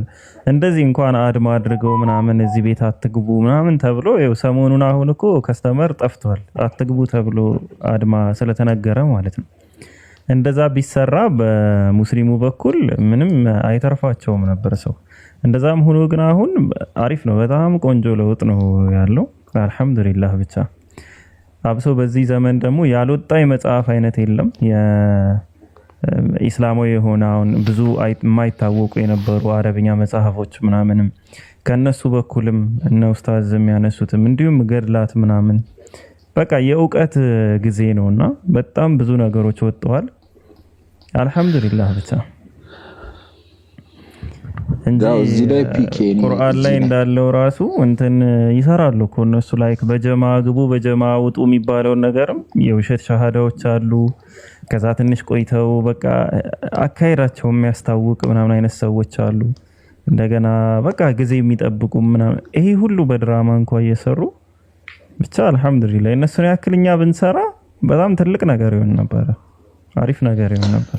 እኔ ደስ የሚለኝ ፓርት እዚህ ቲክቶክ ላይ ሆነ ታውቃለህ፣ ወይዲ እየከፈላቸው ነው የሚባለው ነገር ነው የሚያስቀኝ። እሱ ብቻ ሀብታም አድርጎኝ ማለት ነው። እኔ ሀብታም በቃ እየከፈለ እነ ባቢንም እነ ኦፓልንም የሚከፍለው እሱ ነው ምናምን ይላሉ። እና በጣም ነው ደስ የሚለኝ በቃ የሚያስቀኝ እየከፈሏቸው በቃ እነሱን እየከፈሉ ሻሃዳ የሚያስይዙት ሴቶችን ወንዶችን እየከፈሉ ነው ምናምን ይላሉ። እና እንደው ሀብታም ያደርጉኛል። እንደው የሆነ ላማለኝ በሰማይ ወተቷንም ማላይ ይባላል። በቃ የመጨረሻ በቃ የገንዘብ ምንጭ አድርገው በቃ ማለት በቃ ሀብታም ነገር ነው የሚመስላቸው። ምን እየሰራው ነው ግን የገንዘብ ሁሉም እየከፈልኩኝ እንደው ሻሃዳ ማስይዝበት ገንዘብ ከየት እየመጣ ነው? ያው እነሱ እኮ ኡስታዝ አማራጭ ስለሌላቸው ነው አንተንን በዚህ አይነት መልኩ የሚከሱትና እነሱ ቢሉም አይፈረድባቸውም። ግን እኔ አይ ምን ማለት አጀር ከሌለው አላህ ዘንድ አጀር ከሌለው እንትን ማለት ምንድነው ማለት ጥቅሙ ምንድነው? ማለት ብዙ ሰው ማስለመ አጀር ከሌለው ወይ ደግሞ ያ ሰው ሂዳያ እንዲያገኝ ከጀሃነም ነፃ እንዲወጣ ምናምን ብለህ ካላሰብክ በስተቀር ቤኔፊቱ ምንድነው ነው? እኔ አሁን ጥያቄ ማለት ነው። ገንዘብ ከምከፍልበት ፎቅ አልሰራበትም እንዴ? ታዲያ በሰርቺ ስንት ነገር ማለት ዱንያ ከሆነ እንደዚህ የሚያጓጓን ነገር ከሆነ ይሄ አሁን በሚሉት ብር እኮ እኔ ፎቅ ሰርቼ ምናምን ነገር በቃ ዱንያዬን እንደፈለኩኝ ሽቅርቅር እያደረኩኝ አካውፉልኮ አሜሪካ እየሄድኩኝ አንዴ ቱርክ እየሄድኩኝ አንዴ ምንድነው ታይላንድ እየሄድኩኝ አንዴ ጥራልኝ ይሄ ሪያል ማድሪድ ምናምን ይሄ እንትኑ ምንድነው ስፔን ያለው ምናምን የተለያየ ቦታ እየሄድኩኝ ቀብሰስ እያልኩኝ ስንት ነገር ዱንያ ከሆነ በቃ ሌላ ነገር ከሌለ ማለት ነውና ስንት ነገር አለና ኡስታዝ ዕውቀት ከሌለ እኮ ያለው አማራጭ የሰው ልጅ በትችት ስም ማጥፋት ነው። አማራጭ ስለሌላቸው እኮ ነው። ወደ አንተም እንዳይመጡ ደግሞ ያው ከስር ፊሊቲዎች ያልካቸው ይዟቸዋል። እኔ አሁን እዛ ላይ ሳይሆን ፖይንቴ እኛ ራሱ ሙስሊሞቹ እንደው የምር ማለት ነው ዳዋ የሚያደርገው እዚህ ጉዳይ ላይ ከልቡ ከውስጡ ለአላህ ብሎ የሚሰራው እና ለዚህ ስራ ደግሞ ብቁ የሆነ ሰው አለ።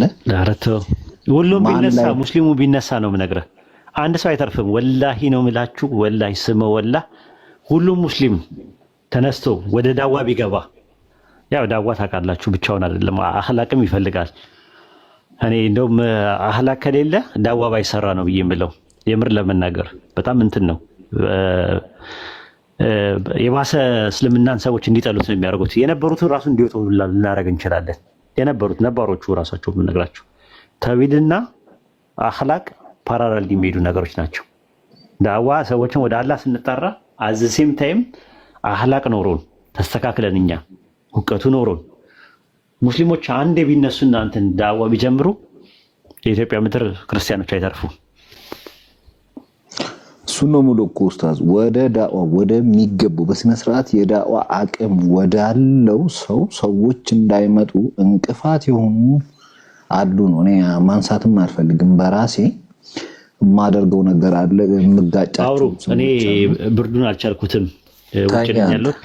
ሚውት አድርጌ ያዳምጣል እዛ ላይ ከምተኛ ድረስ። እሺ እዛ ላይ አሁን ሁላችንም ሙስሊሞች ማንን ነው ሰፖርት የምናደርገው? ማንን ነው የምንከተለው? ማን ቤት ገብተን ነው ቤት የምናደምቀው? እነዛ ሰዎች አላማቸው ምንድነው? እኔ የምሬ ነው ማንሳት አልፈልግም ብያለሁ፣ ግን ከብዙ ሰው ጋር ጣልቻለሁ አለ። በቃ ለያንዳንዴ ሰዎችን በጠረንም መለየት መቻል አለባችሁና ይሄ ለዚህ ጉዳይ ለዚህ ስራ ከራሳችን ውስጥ ነው የምንለው። ይሄ በግሩፕ የሚንቀሳቀሱ ምናምን አሉና እኔ ወደዚህ ብዙ ጊዜ ወደ ኡስታዝ ያለበት ቤትም ማልመጣበት ምክንያት አለኝ። ሌላ ቦታ ላይ ሌላ የምሰራው ስራ ስላለ ማለት እና እንደዚህ አይነት እክል የሆኑ ሰዎች ሲመጡ ሁላችንም አንድ አይነት የሆነ እርምጃ መውሰድ አለብን። ለምሳሌ ይሄንን ሐሳብ የማቀርብበት አንድ ለዚህ ስራ ብቁ የሆነ ሰው የተወሰኑ ሁለት ታዋቂ ሰዎች አስከፍቶት ከሚጠፋ እነዛን የማይጠቅሙ ሾው የሚሰሩ ሰዎችን ከነጭራሹ ከሚዲያው ላይ ማጥፋትን እመርጣለሁ እኔ። ለምን የሂዲያ ሰበብ ለምሳሌ እሱ ለብዙ ሰዎች የሂዲያ ሰበብ የሚሆን ከሆነ ሲጀመር ቢዚ ነው በማስተማር ነይቶ ነው የመጣው። ሌላ ነገር ላይ በቃ ትኩረት የለውም። ሸር በማሰብ የማይውላል ትክክለኛ ለሰሩ ቢዚ እያረጓቸው ነው። አንዳንድ በቃ ጥቃቅን ጉንዳኖች አንዳንዴ ቲክቶክንም ለቢዝነስ ምንጭም የሚጠቀሙት አሉ። እንደዚህ አይነት አጀንዳ የሚያራምዱ ሰዎች ይሄ እነሱ የጠነሰሱት ጥንስስ እነሱ ጋር ሳይደርስ እኛ ከስር መግጨት አለብን። እያየው ስለሆነ አንዳንድ ቦታ ላይ ኡስታዞች ላይ የሚደረጉ ነገሮች አሉና ያው ይገባቸዋል። ምንም ርዕስ አጀንዳ ምናምን እየፈጠርኩ አይደለም። አንድ እንሁን ስላለ ኡስታዝ አቋማችንም አንድ መሆን አለብን ነው። አይ መርሐባ ስም አልጠራም እኔ አብሽሩ ፋራ አይደል። አዎ ጀነራል አይ ብዙ የሚታዩ ነገሮች አሉ። አክቹሊ ሰው ማየት ይችላል አይደለም 400 ምናምን ሰው ማየት ይችላል። ብዙ ሰው አለ የሚታይ ነገሮች እኮ አሉ። እንዲሁ ዝም ብለን እንለፋቸው ምንላቸው ምናምን አንዳንድ ነገሮች አሉ። ግን ጊዜ ይፈታዋልም እየፈታውም ነው። ብቻ አሁን አንተ እንዳልከው እኔ አሁን ባይዘው ብዙ ሰው ሲጠፋ ምናምን ነው መክፈት የጀመርኩት ላይቭ ላይ እንጂ እኔ ገስት ላይ ካልሆነ ወይ ከታች ካልሆነ እንትን አልከፍትም። ግን በጣም ብዙ ሰው በቃ ተማሮ እየለቀቀ ነው እየወጣ ነው ያለ። የሚሰራው ስራ ምናምን ያስጠላል። እንደዛ አይነት ነገሮች አሉና አው ኡስታዝም ቆመቶ ፒኬኔ እኮ ሰለጣለጥ ነው ሙሉ እየዞርኩ እያደንኩ ማለት ነው። ስም አልጠራም የገሊን ስም የሚያነሱ ምናምን ብዬ እዚህ ጋር ሸዋል ሰራም ግን በቃ ፋይት ማረግ ካለብህ ፋይት ነው ማረግ ያለብህ። እኔ ለምሳሌ የተቀረጽኩት በዚህ ስራ ነው። እኔ ረገጣ ላይ ነበር የምሰራው። ይሄ ከላይ ቁጭ ብለ ጊፍት እየተሰጠ ሰው መስደብ አለ አይደል? ለመጀመሪያ ቀን ትዝ ይለኛል ዴቭ ቤት ገብቼ ኡስታዝ ወሂድን ያየሁት ለመጀመሪያ ጊዜ እዛ ነው። ገብቷል እና አልተቸኝም። የሚገርመው ስድብ ነው የጀመርኩት። የሆኑ ሰዎች ገብቶ እስልምናን እንትን ሲሉ አንበሳ ተውት ቀስ እያለ ይማራል ነው ያለኝ። በቃ ማን ነው ብዬ በነብሱን ቼክ ብዙ ሰው ኮሜንት ላይ እየረገጠኝ ማለት ነው።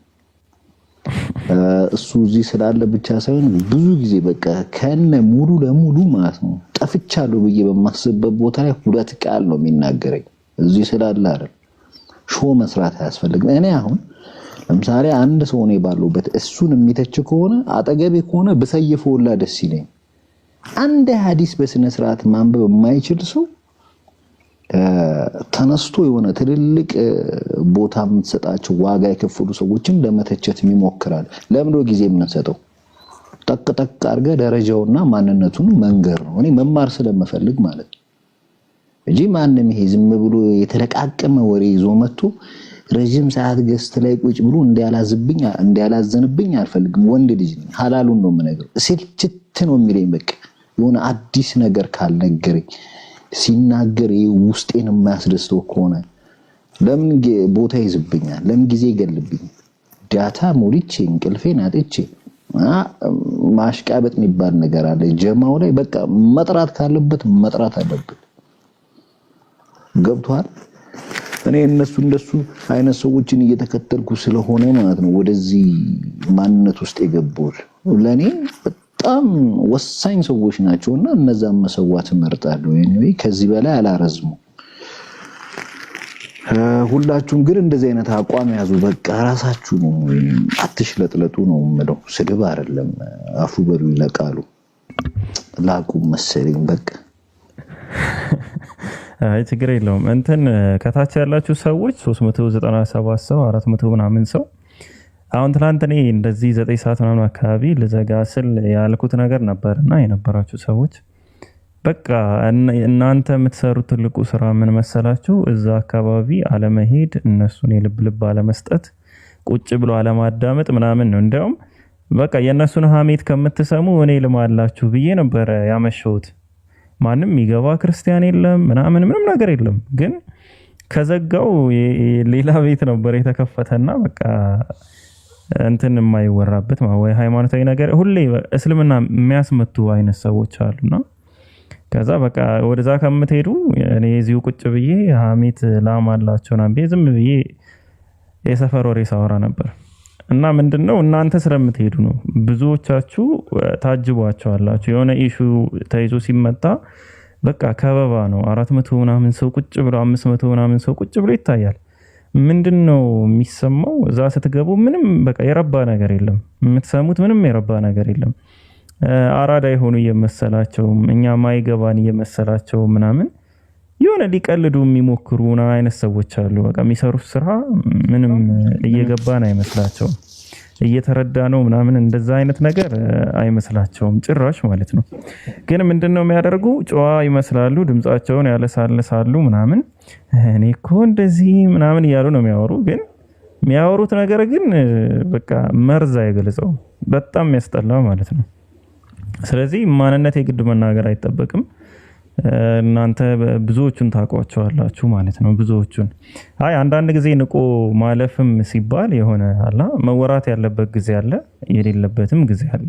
ለሁሉም ጊዜ አለው። ለሞትም ጊዜ አለው፣ ለመኖርም ጊዜ አለ አይደል? ቅድም መጽሐፈ መክብብ ላይ ግን የተቀናባቸውን ሰዎች ቢያደርገኝ አላህን እንዴት ወላሂ ማመሰግነው። በቃ እኔ እውቀት በዚህ ልክ ማለት ነው የሰው ልጅ እንደዚህ እንደሚያስቀና እኔ ቲክቶክ ላይ ነው ያየሁትና ፒኬ ያው ገብቷል። አሽሙር ነው የባልቴት ወሬ ነው የሚወራው። እኔ ደግሞ አያስችለኝም፣ ዘልዬ ነው የምገባውና ሲያዩኝ ብትን የሚሉት ለዛ ነው። ይሸተኛል ደግሞ ገና ይሸተኛል ሲጀመር ወሬው በጠረን ነው መለየው ሰው ዞሮ ዞሮ ያው ካላችሁም እዚህ ውስጥ አብሽሯለን ያው ሁላችሁም ባለፈው አንዳንድ ነገር ካወራም በኋላ የሆነ ኢሹ ተፈጥሮ ምናምን ያው እንዳያችሁት ማለት ነው መለየት ያለባችሁን ነገር የለያችሁ ይመስለኛል አሁን የሆነ ቶፒክ አንስተን አውርተን ነበር ከዛ በኋላ በደንብ ተስፋፍቶ ምናምን በቃ መለየት ያለባችሁን በደንብ ለይታችኋል ከዚህ በኋላ ምንድነው የሆነ ሰው የሆነ እቅድ ይዞ ቢመጣ ከጀርባ የሆነ ነገር አዝሎ ቢመጣ ምናምን ግር አትበሉ በቃ ተው እናቋቸው በቃ መተው ነው አለቀ ግን እናንተ ማለት ነው እኛ ብቻ መናቅ ሳይሆን ላይቭ ምን ከፍት ሰዎች ምናምን እነሱን መናቅ ሳይሆን እናንተ ስትነቋቸው ነው ለውጥ የሚያመጣ ካልሆነማ እኛ ማውራታችን ግዴታ ይሆናል መናቅ ሳይሆን ፒኬ መስዋዕት አለባችሁ እኔ ወደ 5 ሰዎችን ሰውቻለሁ ብዙ ሰው ከ1000 ሰው በላይ ሜሴጅ ላይ ሰድቦኝም ሰውቻለሁ በቃ ለምን እንትን ናቸው እንቅፋት ናቸው መስዋዕት ካለበት ይሰወል ሰላም ነው የሚሆነው ገባ አለበለዚያ እዛ ጋር አጀንዳ ይከፍትና እንደ እቴቴ እንደወይዘሩ ህዝቡ እንዳለ ሐዲስ መቀባበል ሳይሆን በውስጥ ወሬ መቀባበል ነው ስላየሁትም ነው በራሴ እና ሁላችሁም እንደዚህ አይነት አቋም ያዙ በቃ የማይጠቅማችሁ ሰው ካጠገባችሁም ከሚጠቅማችሁም ሰው መራቅ አለበት እኔ ጥቅሜን ነው ማየው የሚጠቅመኝን ሰው ማጣት ስለማልፈልግ የማይጠቅመኝን ሰው እሰዋዋለሁ ይሄ እኔ አቋም ኡስታዝ ወይድ ይጠቅመኛል አይደል ዕውቀቱም ይጠቅመኛል እንደገና ደግሞ በሱ ምክንያት የሚሰልሙትም ሂዳያን የሚያገኙ ሌላውም የሚማረውም ሰው ሙስሊም ወንድም ማስበዋል በዕውቀት ተምሮ ብቁ ሆኖ የሆነ ቦታ ላይ በቂ ሆነ መልስ ይመልስ ስታየው ትደሰታለህ አይደል ያንን ፍሬ ያፈራው ለኔ ጥቅሜ ነው ጥቅሜ ከሚነካ የማይጠቅመኝን ሰዋለሁ አልደራደርም አሁን ያልተግባባ ነው እዚህ ላይ ነው አርጊ ሙስሊም ወንድም በውስጥ በውጭ የሚባል ነገር የለም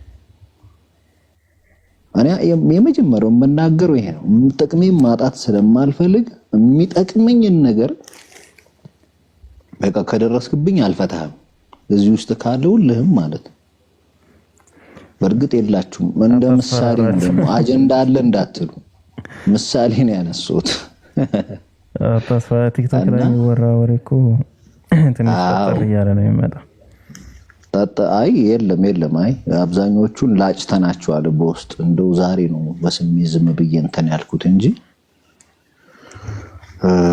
ልጁን አስተናግዱ የምትሉ ሰዎች ከሆነ ሙስሊም መሰለኝ ለዛ ነው ዝም ያልኩት ከሆነ ሙስሊም ነው በዛ ላይ ሰላም ልበለው ብሎ ስለገባ ኡስታዝን ሰላም ልበል ስላለ እሺ ያው ሚውት አረኩት በለው ኡስታዝ ማውራት አይችልም ወሬ ጀነራል ሰላም አለይኩም ወራህመቱላሂ ተዓላ ወበረካቱ እንዴት ናችሁ ወአለይኩም ሰላም ወራህመቱላሂ ወበረካቱ ኮን ጀነራል እንትን ቀይሬ ነው አካውንት ቀይሬ ነው እንዴት ነው ሰላም በድምጽህ መጣልኝ ሀጂ አለን ያው ሰላም ብሎ ኡስታዝን እኔም እኮ ሰላም ለባላቸው ብዬ ነው እሺ አዲስ ሰላም ግን ከኡስታዝ ጋር ተገናኝተህ ታውቃለህ እንዴ በፊት ነው ሳልሰልም በፊት ነው ተገናኝተን በፊት አይ አስቸገሩ ለዛ ነው የቀየርከው ስሙን ብዙ ሰው ሲያስቸግሩኝ ቀየርኩ መርሃባ እሺ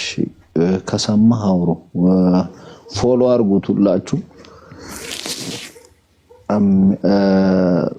የበፊት ስምህን በውስጥ ጻፍለት ለኡስታዝ አንዴ ኮን እሺ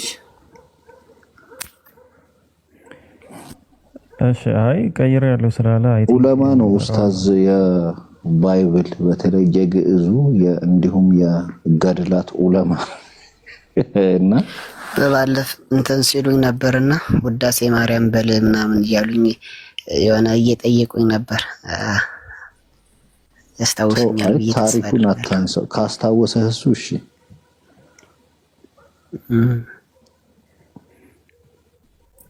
ተዋወቃቸው ሌሎቹንም እኔ ሚውት ላድርግ ሁሉንም መርምሩ ነኝ ኡስታዝ መርምሬ ትቼው ነው ወይስ ተቀበለው መርምሬ ታውቁት ፈቀደ እግዚአብሔር ያግዝ ወላዳ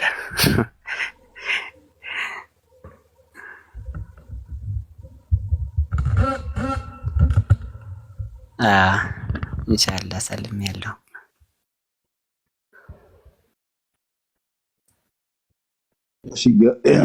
የባለፈውን አይነት ጥያቄ ስጠይቅ ሁሉና በቃ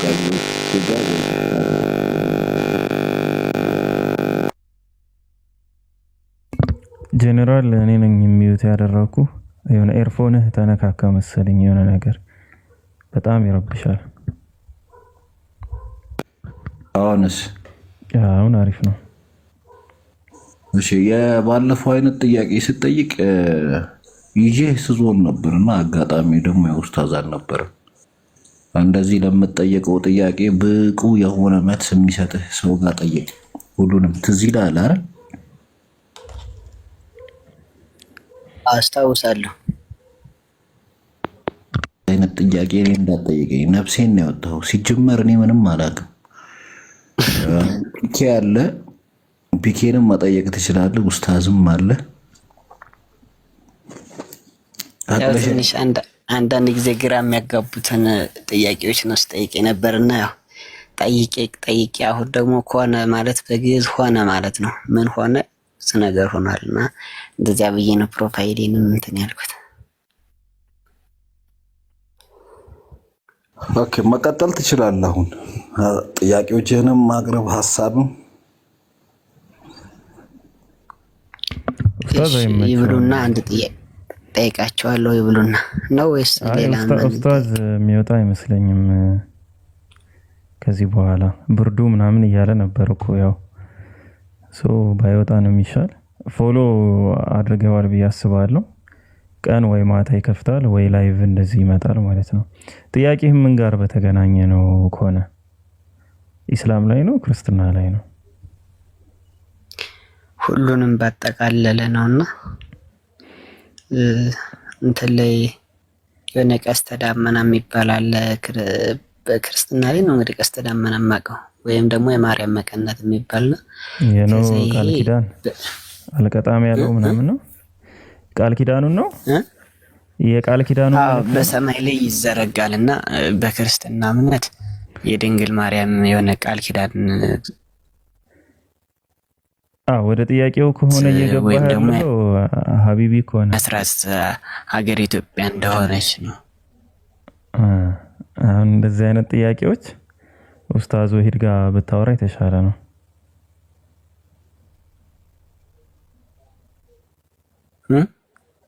ኡስታዝ ወሂድ ሲመቸው ማውራት ሲችል ማለት ነው በቮይስ። አሁን ስለማይወጣ ያው አወራም ከቤት ውጭ ሲሆን ነው ብዙ ጊዜ የሚያወራው። ስለዚህ ደክሞታልም። መቀነቷን ነው እስልምና ላይ ያለው ነገር እንዴት ነው የሚለውን ነው ኡስታዝ። ይዘገይ በኋላ ከሆነ የኔ ድምጽ ይዘገያል መሰለኝ አንተ ጋር። በቃ እንግዲያስ በቀን ምናምን የሆነ ሰዓት እናወራለን። ይሰማል አይሰማም?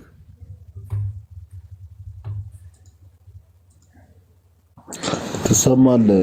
ኮን እኔ ነኝ ያስወረድኩህ። እሺ ሀቢቢ አንተ ጋር ከአመት በኋላ ነው እየደረሰ ያለና ምን መሰለ ያለው ኡስታዝ በሚገባ ሰዓት ያው ትጠይቃለህ ነው እና አንተ ጋር በጣም ዘግይቶ ስለሚደርስህ ነው። እሺ ያስወረድኩ ካልሆነ አንደማመጥም። ኔትወርኩ ነው ሰሞኑን ኢትዮጵያ አብሽቁናል ኔትወርክና ብዙ ሰው እየበጋ እኔ ራሱ ስንት እንትን ቀየርኩ። አሁን እኮ በኬብሉ ነው ሰላሜን ያገኘው። ለማንኛውም ክርስትና ጋር ወይም ደግሞ እስልምናና ክርስትና አንድ ላይ ማለት ነው የሆነ ጥያቄ ከሆነ እኔ ሰገሌ አላቀ የሆነ ጥያቄ ከሆነ የምትጠይቁ ኡስታዝ ወሂድ ጋር የምትጠይቁ አሪፍ ነው። እስልምና ላይ ብቻ ያተኮረ ጥያቄ ከሆነ ደግሞ ኡስታዝ ሁሱም ጋር መጠየቅ ትችላላችሁ ካለ ማለት ነው። አሁን ካልሆነ እኛም ያቅማችንን እንሞክራለን። ብዙ ሰፋ ያለ ነገር ለማግኘት ግን ኡስታዝ ወሂድና ኡስታዝ ሁሱ ኢንሻአላህ እና አቡኪ ምናምንም ያው ስለሌሉ ነው። አሁንም ሁሱ ካለ ብዬ ነው ምናልባት የለም አልከፈተም።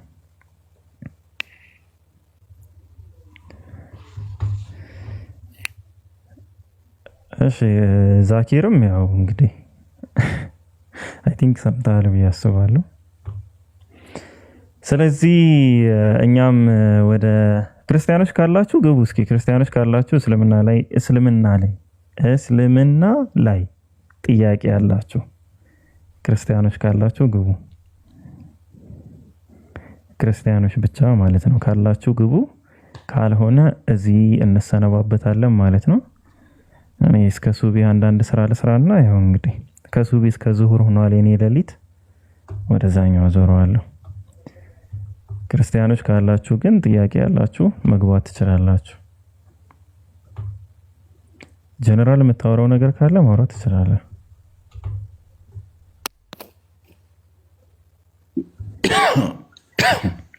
እሺ የማወራው ነገር ከስር ስኮትፊልድ ኮመንት ላይ አዛት ታርጉት፣ በሌላ አትረዱት። ኖርማል ነው። በቃ እኔ ምንም የማወራው ነገር የለም። ያው ካሉ ይግቡ፣ ከሌሉ ደግሞ በቃ ፒኬ እስኪ ዳዋ አድርግልና። እኔ አስቤ ርዕስ መጣ ነው እንጂ ሰው ከመሬት አንስቶ ርዕስ ሲሰጠኝ እኔ አልችልም፣ አላወራም፣ አይሆንልኝም። አይ አንተ ውስጥህ ላይ ያለው ርዕስ እንዲሁ ዝም ብለህ የለም፣ ውስጤ ባዶ ነው መሳት፣ ውስጤ ባዶ ነው ገና። እሺ እኔም ባይዘው እራት አልበላውም፣ ገዝቼ ምናምን እርጥብ እንዳስቀመጥኩ ነው ላደራርቃት። እሺ ሰዎች የሆነ በቃ እስከ ሱቢ የሆነ ፋይል ሰራለሁ ኢንሻአላህ። ሰው ከሌለ ክርስቲያኖችም ከሌሉ ሙስሊሞችም አሁን እንኳን ብትተኙ እንደኔ ለአላርም ትቸገሩ ይሆናል። እሺ እኔም ልብላ በቃ። እኔ ምግብ ሲጠራ ነው ሁሌ እና ኡስታዝ ጋር እንኳን አሁን ሌሊቱ ይሁን አጭር ቀኑ ይሁን አጭር አላውቅም፣ የሆነ ሰዓት በቃ የሆኑ ሀገሮች አሉ የተመቱ ሀገሮች።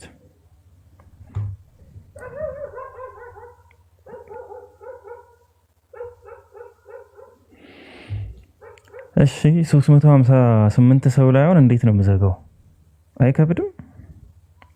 ሰዎች የት ትሄዳላችሁ? እስኪ ንገሩኝ፣ የት ትሄዳላችሁ? አሁን ስዘጋ የት ነው የምትሄዱት?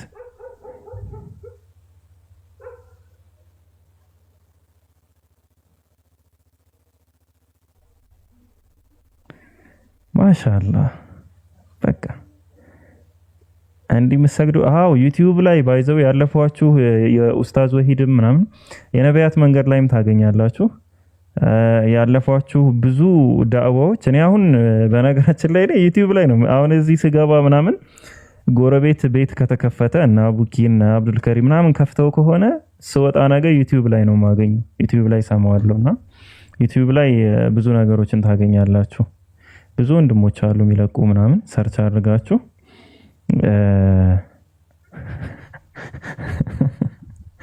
ቁጭት ነው ግጭት ነው ያልከው ኡስታዝ?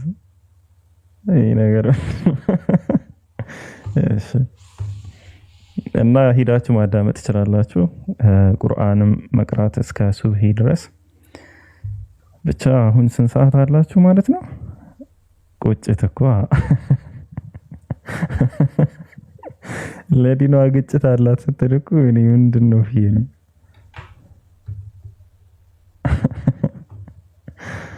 እሺ ሀባይብ በቃ እንሰነባበት።